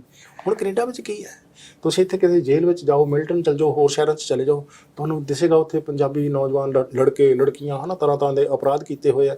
ਮੈਂ ਪੁੱਛਦਾ ਹੁੰਦਾ ਵੀ ਆਪਾਂ ਪੰਜਾਬ 'ਚ ਨੁਕਸ ਕੱਢ ਕੇ ਆਏ, ਭਾਰਤ ਵਿੱਚ ਕਿੰਨੇ ਨੁਕਸ ਕੱਢੇ ਵੀ ਸਿਸਟਮ ਬਹੁਤ ਮਾੜਾ, ਤੇ ਹੁਣ ਇੱਥੇ ਤਾਂ ਸਭ ਕੁਝ ਠੀਕ ਸੀ। ਅਸੀਂ ਤਾਂ ਉੱਥੋਂ ਬੜੇ ਸਾਰੇ ਸੋਨੇ ਦੇ ਹੀ ਆਏ ਸੀ ਨਾ। ਕੋਈ ਆਪਣੇ ਆਪ ਨੂੰ ਕਹਿੰਦਾ ਵੀ ਉੱਥੋਂ ਪੰਜਾਬ 'ਚੋਂ ਮੈਂ ਅਪਰਾਧੀ ਉੱਠ ਕੇ ਆਇਆ ਜੀ, ਮੈਂ ਅਪਰਾਧਨ ਆਈ ਹਾਂ ਜੀ। ਸਾਰੇ ਚੰਗੇ ਆਏ ਨੇ, ਚੰਗੀਆਂ ਆਈਆਂ ਨੇ, ਤੇ ਫਿਰ 100% ਨੂੰ ਕਾਮਯਾਬ ਹੋਣਾ ਚਾਹੀਦਾ ਸੀ, ਕਿਉਂਕਿ ਅਸੀਂ ਕਾਮਯਾਬ ਹੋਣ ਆਏ ਸੀ। ਜੇ ਕਾਮਯਾਬ ਨਹੀਂ ਹੋਏ, ਹੋ ਸਕਦਾ ਕਿਤੇ ਨਾ ਕਿਤੇ ਹਾਲਾਤ ਦੇ ਅੱਗੇ ਪੇਸ਼ ਉੱਦਾਂ ਨਾ ਗਈ ਹੋਵੇ, ਪਰ ਫੇਰ ਕਹਿ ਦਈਏ ਤਪ ਸਹਿਣ ਦੇ ਵਿੱਚ ਕਿਤੇ ਕਮੀ ਰਹਿ ਗਈ। ਅਸੀਂ ਜ਼ਿਆਦਾ ਜਲਦੀ ਆਪਣੀਆਂ ਚੁਣੌਤੀਆਂ ਤੋਂ ਭੱਜ ਕੇ ਨਸ਼ਿਆਂ ਵੱਲ ਨੂੰ ਦੌੜ ਗਏ, ਜਾਂ ਹੋਰ ਇਸ ਤਰ੍ਹਾਂ ਦੇ ਸੌਖੇ ਰਾਹ ਅਪਣਾਉਣ ਦੇ ਲਈ ਅਸੀਂ ਕਿਸੇ ਦੇ ਮਗਰ ਲੱਗ ਗਏ ਹੋ ਸਕਦੇ ਹਾਂ। ਪਰ ਜਿਨ੍ਹਾਂ ਦੇ ਮਨ ਦੇ ਵਿੱਚ ਉਹ ਜਿਹੜੀ ਤੜਪ ਬਰਕਰਾਰ ਸੀ ਕਿ ਅਸੀਂ ਘਰੋਂ ਕਿਹੜੇ ਕੰਮ ਤੁਰੇ ਸੀ, ਸਾਡੀ ਅਰਦਾਸ ਕੀ ਸੀ, ਵੀਜ਼ਾ ਮਿਲਣ ਵਾਲੇ ਦਿਨ ਘਰ ਦੇ ਵਿੱਚ ਜਸ਼ਨ ਕੀ ਸੀ, ਸੋ ਜਿਨ੍ਹਾਂ ਨੂੰ ਉਹ ਆਪਣੇ ਹਾਲਾਤ ਯਾਦ ਨੇ, ਮੈਂ ਕਿੱਥੋਂ ਚੱਲਿਆ ਸੀ, ਕਿੱਥੋਂ ਚੱਲੀ ਸੀ, ਉਹ ਇੱਕ ਦਿਨ ਕਾਮਯਾਬ ਹੋ ਕੇ ਰਹਿੰਦੇ ਨੇ। ਸੋ ਕਹਿਣ ਦਾ ਮਤਲਬ ਇਹ ਆ ਵੀ ਇੱਥੇ ਜਿਹੜੀ ਐਜੂਕੇਸ਼ਨ ਆ, ਐਬਿਲਿਟੀ ਆ, ਕੰਪੀਟੈਂਸੀ ਆ, ਉਹੀ ਤੇ ਸਭ ਕੁਝ ਹੈ ਜੀ। ਯੋਗਤਾ ਹੀ ਤੇ ਮਹੱਤਵ ਰੱਖ ਕੇ ਹਰ ਵਿਅਕਤੀ ਅੱਗੇ ਤੁਰਦਾ ਜੀ। ਸੋ ਇਸ ਕਰਕੇ ਜਿੰਨਾ ਵੱਡਾ ਤੁਸੀਂ ਆਪਣੀ ਸਮਰੱਥਾ ਨੂੰ, ਆਪਣੀ ਐਬਿਲਿਟੀ ਨੂੰ, ਆਪਣੀ ਸਕਿੱਲ ਨੂੰ ਕਰ ਲੋਗੇ, ਉਨਾ ਉੱਚਾ ਮੁਕਾਮ ਤੇ ਚਲੇ ਜਾਓਗੇ। ਜੌਲ ਸਾਹਿਬ, ਇੱਕ ਚੀਜ਼ ਹੋਰ ਦੱਸਿਓ, ਇਹਨਾਂ 2.5 ਦਹਾਕਿਆਂ ਦੇ ਵਿੱਚ ਵੀ ਕਈ ਵਾਰ ਸੈਸ਼ਨ ਆਇਆ ਹੋਊਗਾ, ਦੁਨੀਆ ਨੇ ਮੰਦੀ ਝੱਲੀ ਹੋਊਗੀ, ਪਰ ਜਿਹੜੇ ਬੱਚੇ ਸਿਲੇਬਸ ਤੋਂ ਬਿਨਾਂ ਕੁਝ ਨਹੀਂ ਪੜ੍ਹਦੇ, ਉਹਨਾਂ ਬੱਚਿਆਂ ਦੇ ਲਈ ਇਹ ਚੀਜ਼ ਨਵੀਂ, ਉਹਨਾਂ ਨੂੰ ਲੱਗਦਾ ਕਿ ਸ਼ਾਇਦ ਦੁਨੀਆ ਦੇ ਵਿੱਚ ਪਹਿਲੀ ਵਾਰੀ ਮੰਦੀ ਆ ਰਹੀ ਹੈ, ਉਹਨਾਂ ਨੂੰ ਲੱਗਦਾ ਸ਼ਾਇਦ ਪਹਿਲੀ ਵਾਰੀ ਕੰਮ ਘਟੇ ਨੇ, ਉਹ ਬਹੁਤ ਨਿਰਾਸ਼ ਹੋ ਜਾਂਦੇ ਆ। ਉਹਨਾਂ ਨੂੰ ਐਂ ਲੱਗਦਾ ਕਿ ਘਰਦਿਆਂ ਦੇ ਪੈਸੇ ਵੀ ਲਵਾਤੇ, ਇੱਥੇ ਵੀ ਆ ਗਿਆ, ਕੰਮ ਮਿਲਦਾ ਨਹੀਂ, ਫੀਸਾਂ ਕਿੱਥੋਂ ਦੇਣੀਆਂ। ਮੈਂ ਜ਼ਰੂਰ ਇਹ ਪੁੱਛਣਾ ਚਾਹੁੰਦਾ ਕਿ ਭਾਈ ਉਹਨਾਂ ਨੂੰ ਕੋਈ ਸੁਨੇਹਾ ਕਿ ਭਾਈ ਅਜੇ ਸਬਰ ਕਰਕੇ ਬੈਠੋ, ਕੋਈ ਗੱਲ ਨਹੀਂ, ਜੇ ਇੱਦਾਂ ਆ ਤੇ ਮੁੜ ਕੇ ਇੱਦਾਂ ਵੀ ਆ, ਪਾਣੀ ਦੀ ਛੱਲ ਥੱਲੇ ਲੈ ਜਾਂਦੀ ਤਾਂ ਵੀ ਲਿਆਉਂਦੀ ਹੈ। ਤਾਂ ਇਹ ਬਹੁਤ ਲੰਬੀ ਚੱਲ ਸਕਦੀ ਹੈ ਜਾਂ ਛੇਤੀ ਖਤਮ ਹੋ ਸਕਦੀ ਹੈ, ਉਹ ਕਿਸ ਤਰੀਕੇ ਦਾ ਆਪਣੇ ਮਨ ਦੇ ਵਿੱਚ ਭਾਵ ਲੈ ਕੇ ਬੈਠਣ, ਕਿਉਂਕਿ ਸਬਰ ਕਰਨਾ ਪਊਗਾ ਉਹਨਾਂ ਨੂੰ, ਥੋੜੀ ਜਿਹੀ ਤੰਗੀ ਹੋਊਗੀ, ਪਰ ਮੁੜ ਕੇ ਦੇਸ਼ ਖੜੇ ਹੋਣਗੇ ਤਾਂ ਨੂੰ ਮੰਦੀ ਖਤਮ ਹੋਏਗੀ। ਬਿਲਕੁਲ ਠੀਕ ਕਹਿ ਰਹੇ ਹੋ। ਦੇਖੋ, ਜ਼ਿੰਦਗੀ ਹੈ ਨਾ ਜਿਹੜੀ, ਕੋਈ ਵੀ ਤੁਸੀਂ ਹਾਲਾਤ ਚੁੱਕ ਲਓ ਜੀ, ਕਦੇ ਵੀ ਇੱਕਸਾਰ ਨਹੀਂ ਚੱਲਦੀ। ਇਹ ਕਦੀ ਡਾਊਨ ਚੱਲੇਗਾ, ਕਦੀ ਅਪ ਚੱਲੇਗਾ, ਕਦੀ ਡਾਊਨ ਚੱਲੇਗਾ, ਗ੍ਰਾਫ ਨੇ ਵਧੀ ਘਟੀ ਜਾਣਾ, ਇਦਾਂ ਹੋ ਹੀ ਜਾਣਾ। ਇਹ ਸਟੇਬਿਲਿਟੀ ਹੈ ਜਿਹੜੀ ਕੋਸ਼ਿਸ਼ ਸਮੇਂ ਲਈ ਤੇ ਮੰਨਿਆ, ਪਰ ਇਹ ਸਦਾ ਚਿਰ ਸਥਿਰ ਨਹੀਂ ਹੈ ਜੀ। ਸੋ ਇਸ ਕਰਕੇ ਨਾ ਜੀ ਵੀ ਇਹ ਵੀ ਕੋਈ ਹਾਲਾਤ ਐਸੇ ਬਣ ਜਾਣ, ਪੇਰੈਂਟਸ ਨੂੰ, ਕਮਿਊਨਿਟੀ ਨੂੰ, ਬੱਚਿਆਂ ਨੂੰ ਸਮਝ ਨਾ ਲੱਗੇ ਵੀ ਹੁਣ ਮੈਂ ਕਿੱਦਾਂ ਕਰਾਂ, ਤੇ ਫਿਰ ਸਕੂਲ ਦੇ ਵਿੱਚ ਕਈ ਵਾਰੀ ਜਿਹੜੇ ਟੀਚਰਸ ਆ ਉਹ ਮਦਦਗਾਰ ਹੁੰਦੇ ਆ। ਉਹਦੇ ਲਈ ਤਾਂ ਹੁਣ ਆਪਾਂ ਗੱਲ ਕਰ ਰਹੇ ਸੀ ਵੀ ਸਕੂਲੇ ਜਾ ਸਕਦੇ ਕਿ ਨਹੀਂ, ਟੀਚਰ ਦੱਸੂਗੇ ਕਿ ਨਹੀਂ। ਹੁਣ ਤਾਂ ਸਕੂਲ ਜਾਣ ਦੀ ਵੀ ਨਹੀਂ ਲੋੜ ਰਹੀ, ਇੰਨੀ ਟੈਕਨੋਲੋਜੀ ਹੈ, ਈਮੇਲ ਹੈ, ਤੁਹਾਡੇ ਹੱਥ ਵਿੱਚ ਫੋਨ ਹੈ, ਬਾਕੀ ਦੁਨੀਆ ਭਰ ਵਿੱਚ ਤੁਸੀਂ ਕਮਿਊਨੀਕੇਟ ਕਰ ਰਹੇ ਹੋ, ਆਪਣੇ ਸਕੂਲ ਨਾਲ ਵੀ ਕਰ ਸਕਦੇ ਹੋ। ਤੁਹਾਡੇ ਟਰਸਟੀ ਬੈਠੇ ਨੇ, ਉਹਨਾਂ ਨੂੰ 2 ਹਰਫੀ ਈਮੇਲ ਪਾਓ, ਤੁਹਾਨੂੰ ਜੋ ਉਹਦੇ ਵਿੱਚ ਸਿਸਟਮ ਦੇ ਵਿੱਚ ਪੋਸੀਬਿਲਿਟੀਜ਼ ਹੈਗੀਆਂ ਉਹਦੇ ਬਾਰੇ ਡੀਟੇਲ ਦੇ ਵਿੱਚ ਉਸੇ ਵੇਲੇ ਦੱਸਿਆ ਜਾਂਦਾ ਹੈ। ਅਸੀਂ ਕਈ ਵਾਰ ਸਵੇਰੇ 6 ਵਜੇ ਸ਼ੁਰੂ ਹੋ ਜਾਂਦੇ ਹਾਂ, ਰਾਤ ਦੇ 10 ਵਜੇ ਤੱਕ ਭੈਣ ਭਰਾਵਾਂ ਦੀ ਸੇਵਾ 'ਚ ਹਾਜ਼ਰ ਰਹਿੰਦੇ ਹਾਂ। ਜਿੰਨਾ ਚਿਰ ਕੋਈ ਈਮੇਲ ਆ ਕੇ ਅਸੀਂ ਉਹਨੂੰ ਫਰਦਰ ਪ੍ਰੋਸੈਸ ਨਾ ਕਰ ਦਈਏ, ਉਹਨਾਂ ਚਿਰ ਚੈਨ ਨਾਲ ਅਸੀਂ ਬੈਠਦੇ ਨਹੀਂ ਹਾਂ। ਸੋ ਇਸ ਕਰਕੇ ਇਹ ਜਿਹੜੀਆਂ ਸੰਭਾਵਨਾਵਾਂ ਮੁਸ਼ਕਲਾਂ ਦੇ ਵਿੱਚੋਂ ਕੱਢਣ ਦੇ ਲਈ ਕੈਨੇਡੀਅਨ ਸਿਸਟਮ ਦੇ ਵਿੱਚ ਅਨੇਕ ਨੇ। ਜੀ ਉਹਨਾਂ ਦਾ ਕਈ ਵਾਰੀ ਅਸੀਂ ਜਿਹੜਾ ਉਹ ਉਪਯੋਗ ਸਦ ਉਪਯੋਗ ਕਰਨ ਤੋਂ ਵਾਂਝੇ ਰਹਿ ਜਾਂਦੇ ਰਾਹ ਹੀ ਨਹੀਂ ਪਤਾ ਹੁੰਦਾ ਜਾਣਕਾਰੀ ਦੀ ਘਾਟ ਕਰਕੇ। ਪਰ ਇਹ ਰਾਹ ਪਤਾ ਵੀ ਹੁਣ ਕਿਸੇ ਨੇ ਘਰ ਆ ਕੇ ਨਹੀਂ ਨਾ ਦੱਸਣਾ ਜੀ। ਰਾਹ ਖੋਲਣ ਦੇ ਲਈ ਆਲ ਦੁਆਲ ਦੇ ਵਿੱਚ ਮਦਦ ਉਪਲਬਧ ਆ। ਜਿਨ੍ਹਾਂ ਨੇ ਉਹ ਮਦਦ ਲੈ ਲਈ ਉਹ ਕਈ ਵਾਰੀ ਸਿੱਧੇ ਰਾਹ ਪੈ ਵੀ ਜਾਂਦੇ ਆ ਜੀ। ਗਲਤ ਰਾਹਾਂ ਤੋਂ ਪਏ ਹੋਣ ਦੇ ਬਾਵਜੂਦ ਭਟਕੇ ਤੇ ਭਟਕੀਆਂ ਕਈ ਵਾਰੀ ਉਹਨਾਂ ਦਾ ਰਾਹ ਬਦਲ ਜਾਂਦਾ ਜੀ। ਉਹ ਠੀਕ ਰਸਤੇ ਤੇ ਆ ਜਾਂਦੇ ਆ ਜੇ ਠੀਕ ਸਮੇਂ ਤੇ ਢੁਕਵੇਂ ਸਮੇਂ ਤੇ ਉਹਨਾਂ ਨੇ ਠੀਕ ਐਡਵਾਈਸ ਲੈ ਲਈ ਤੇ। ਸੋ ਇਸ ਕਰਕੇ ਸਕੂਲ ਸਿਸਟਮ ਦੇ ਵਿੱਚ ਕੋਈ ਮੁਸ਼ਕਲ ਹੋਵੇ, ਟੀਚਰਸ ਹੈਗੇ ਆ, ਪ੍ਰਿੰਸੀਪਲਸ ਹੈਗੇ ਆ, ਤੁਹਾਡੇ ਸੁਪਰਿੰਟੈਂਡੈਂਟ ਹੈਗੇ ਆ, ਤੁਹਾਡਾ ਸਕੂਲ ਟਰਸਟੀ ਹੈਗਾ, ਇਸੇ ਕਰਕੇ ਤੁਸੀਂ ਉਹਨਾਂ ਨੂੰ ਇਲੈਕਟ ਕੀਤਾ ਹੈ। ਸੋ ਤੁਹਾਡੀ ਸੇਵਾ ਦੇ ਵਿੱਚ ਹਾਜ਼ਰ ਹੈ। ਅੱਜ ਨਹੀਂ ਬਿਲਕੁਲ ਉਹ ਗੱਲ ਸੁਣੀ ਜਾ ਸਕਦੀ ਕਿ ਮੈਨੂੰ ਪਤਾ ਨਹੀਂ ਲੱਗਾ, ਮੈਨੂੰ ਦੱਸਿਆ ਨਹੀਂ, ਮੈਨੂੰ ਪਤਾ ਨਹੀਂ ਲੱਗਾ, ਮੈਨੂੰ ਦੱਸਿਆ ਨਹੀਂ, ਪਰ ਪੁੱਛਣਾ ਸਭ ਤੋਂ ਜ਼ਰੂਰੀ। ਜੌਲ ਸਾਹਿਬ ਬਹੁਤ ਸ਼ੁਕਰੀਆ। ਅਗਲੀ ਵਾਰੀ ਫੇਰ ਕੁਝ ਮੁੱਦੇ ਹੋਰ ਰਹਿ ਗਏ, ਬਰੈਂਪਟਨ ਦੇ ਵਿੱਚ ਕਈ ਕੁਝ ਚੱਕਿਆ ਜਾ ਰਿਹਾ, ਵਿਦੇਸ਼ਾਂ ਨੂੰ ਭੇਜਿਆ ਜਾ ਰਿਹਾ, ਉਹ ਆਪਾਂ ਫੇਰ ਕਿਸੇ ਦਿਨ ਗੱਲ ਕਰਨੀ ਹੈ ਕਿਉਂਕਿ ਲੋਕ ਸਵੇਰ ਨੂੰ ਉੱਠ ਕੇ ਦੇਖਦੇ ਘਰ ਮੂਹਰੇ ਕਾਰ ਹੀ ਹੈ ਨਹੀਂ। ਪਰ ਅੱਜ ਸਮੇਂ ਦੀ ਸਮਾਪਤੀ ਹੈ ਜੀ। ਬਹੁਤ ਬਹੁਤ ਧੰਨਵਾਦ ਕਰਦੇ ਹਾਂ ਪਰਮਵੀਰ ਜੀ ਤੁਹਾਡਾ। ਮੈਨੂੰ ਯਾਦ ਹੈ ਕਿ ਤੁਸੀਂ ਆਪਣੀ ਜ਼ਿੰਦਗੀ 'ਚ ਬੜੀ ਮਿਹਨਤ ਕੀਤੀ ਹੈ। ਤੁਸੀਂ ਆਪਣੀ ਯੋਗਤਾ, ਆਪਣੀ ਸਟੱਡੀ, ਆਪਣੀ ਐਜੂਕੇਸ਼ਨ ਦੇ ਵਿੱਚ ਬੁਲੰਦੀ ਨੂੰ ਛੂਹਿਆ। ਉਸ ਦੇ ਵਿੱਚ ਇਹ ਅੱਜ ਵੀ ਹੁਣ ਆਪਣੀ ਤੁਸੀਂ ਯੋਗਤਾ ਕਰਕੇ ਦੇਖੋ, ਇਹ ਪ੍ਰਾਈਮ ਏਸ਼ੀਆ ਟੈਲੀਵਿਜ਼ਨ 'ਤੇ ਤੁਸੀਂ ਕਿੱਥੋਂ ਤੱਕ ਪਹੁੰਚੇ ਹੋ। ਸੋ ਸਾਨੂੰ ਬੜਾ ਮਾਣ ਹੈ ਤੁਹਾਡੀ ਇਸ ਸਾਰੀ ਕਾਰਗੁਜ਼ਾਰੀ ਦੇ ਉੱਤੇ। ਤੁਹਾਡੀ ਸਾਰੀ ਜਿਹੜੀ ਕਾਰਗੁਜ਼ਾਰੀ ਅੱਜ ਵੀ ਸਾਡੀ ਇਸ ਕਮਿਊਨਿਟੀ ਨੂੰ, ਸਾਡੇ ਅਗਲੇ ਭਵਿੱਖ ਨੂੰ, ਬੱਚਿਆਂ ਨੂੰ, ਨੌਜਵਾਨਾਂ ਨੂੰ ਅਪਲਿਫਟ ਕਰਨ ਵਾਸਤੇ ਹੈ। ਤੁਹਾਡੇ ਪ੍ਰੋਗਰਾਮਾਂ ਦੇ ਵਿੱਚ ਉਹ ਜਿਹੜੀ ਤੁਹਾਡੀ ਤੜਪ ਜਿਹੜੀ ਉਹ ਪਤਾ ਲੱਗਦੀ ਵੀ ਤੁਸੀਂ ਕਮਿਊਨਿਟੀ ਨੂੰ ਐਜੂਕੇਟ ਕਰਨਾ ਚਾਹੁੰਦੇ ਹੋ। ਇਹ ਸਭ ਕੁਝ ਜੋ ਤੁਸੀਂ ਕਰ ਰਹੇ ਹੋ ਤੇ ਤੁਹਾਡੇ ਟੈਲੀਵਿਜ਼ਨ ਦੇ ਰਾਹੀਂ ਕਰ ਰਹੇ ਹੋ। ਅਸੀਂ ਇਹ ਟੈਲੀਵਿਜ਼ਨ ਦੀ ਸਮੁੱਚੀ ਸੰਸਥਾ ਦਾ, ਤੁਹਾਡੀ ਟੀਮ ਦਾ ਵੀ ਧੰਨਵਾਦ ਕਰਦੇ ਹਾਂ ਤੇ ਤੁਹਾਡਾ ਬਹੁਤ ਬਹੁਤ ਧੰਨਵਾਦ ਕਰਦੇ ਹਾਂ। ਮਿਹਰਬਾਨੀ, ਸ਼ੁਕਰੀਆ, ਧੰਨਵਾਦ, ਮਿਹਰਬਾਨੀ। ਸੋ ਸਰਦਾਰ ਸਤਪਾਲ ਸਿੰਘ ਜੌਲ ਸਾਹਿਬ ਦੇ ਨਾਲ ਗੱਲਬਾਤ ਜਿਹੜੀ ਉਹ ਹੋ ਰਹੀ ਸੀ ਤੇ ਇਹ ਅੱਗੇ ਹੁੰਦੀ ਰਹੂਗੀ ਕਿਉਂਕਿ ਆਪਣੇ ਭਾਈਚਾਰੇ ਦੀ ਜਿਸ ਤਰੀਕੇ ਗਿਣਤੀ ਵੱਧ ਰਹੀ ਹੈ ਉਸੇ ਤਰੀਕੇ ਚੁਣੌਤੀਆਂ ਵੱਧ ਰਹੀਆਂ ਨੇ। ਤਰੱਕੀ ਜਦੋਂ ਬਿਲਡਿੰਗ ਤਾਂ ਨੂੰ ਜਾਂਦੀ ਹੈ ਤੇ ਉਦੋਂ ਕਈ ਵਾਰੀ ਵਿੰਗੀ ਹੁੰਦੀ ਹੈ, ਫਿਰ ਉਹਨੂੰ ਸਿੱਧੀ ਕਰਨੀ ਪੈਂਦਾ, ਫਿਰ ਉੱਥੇ ਸਾਲ ਲਾ ਕੇ ਦੇਖੀਦੀ ਹੈ। ਹੁਣ ਇਹ ਸਾਲ ਲਾਉਣ ਦਾ ਸਮਾਂ ਜਿਹੜਾ ਕੈਨੇਡਾ ਦੇ ਵਿੱਚ ਪੰਜਾਬੀ ਭਾਈਚਾਰੇ ਦੇ ਲਿਆ ਗਿਆ। ਕੈਨੇਡਾ ਪਹਿਲਾਂ ਵਰਗਾ ਨਹੀਂ ਰਿਹਾ, ਚੰਗਾ ਹੋ ਗਿਆ ਕਿ ਮਾੜਾ ਹੋ ਗਿਆ, ਉਹਦੇ ਵਿੱਚ ਆਪਣੇ ਭਾਈਚਾਰੇ ਦੀ ਕਾਰਗੁਜ਼ਾਰੀ ਕਿੱਥੇ ਕੁ ਹੈ। ਭੰਗ ਦੇ ਠੇਕਿਆਂ ਤੋਂ ਲੈ ਕੇ ਆਪਾਂ ਸਕੂਲੀ ਸਿਸਟਮ ਦੇ ਵਿੱਚ ਕਿ ਮਾਂ-ਬਾਪ ਦੀ ਇਸ ਵੇਲੇ ਰਿਸਪੌਂਸਿਬਿਲਟੀ ਕੀ ਹੈ, ਸੋਸ਼ਲ ਮੀਡੀਆ ਦੇ ਉੱਤੇ ਖਾਸ ਤੌਰ ਦੇ ਉੱਤੇ ਜੌਲ ਸਾਹਿਬ ਨੇ ਜਿਹੜਾ ਉਹ ਜ਼ੋਰ ਦਿੱਤਾ, ਉਹ ਸਾਰੀਆਂ ਚੀਜ਼ਾਂ ਬਹੁਤ ਧਿਆਨ ਮੰਗਦੀਆਂ। ਅਗਲੀ ਵਾਰ ਆਪਾਂ ਮਹੀਨੇ ਖੰਡ ਤੱਕ ਜੌਲ ਸਾਹਿਬ ਦੇ ਨਾਲ ਫੇਰ ਗੱਲਬਾਤ ਕਰ ਲਾਂਗੇ। ਸੋ ਇੱਥੇ ਦਿਓ ਪਰਮਵੀਰ ਸਿੰਘ ਬਾਟ ਨੂੰ ਆਗਿਆ। ਦੇਖਦੇ ਰਹਿਣਾ ਪ੍ਰਾਈਮ ਏਸ਼ੀਆ ਟੀਵੀ, ਤੁਹਾਡਾ ਆਪਣਾ, ਤੁਹਾਡੇ ਲਈ।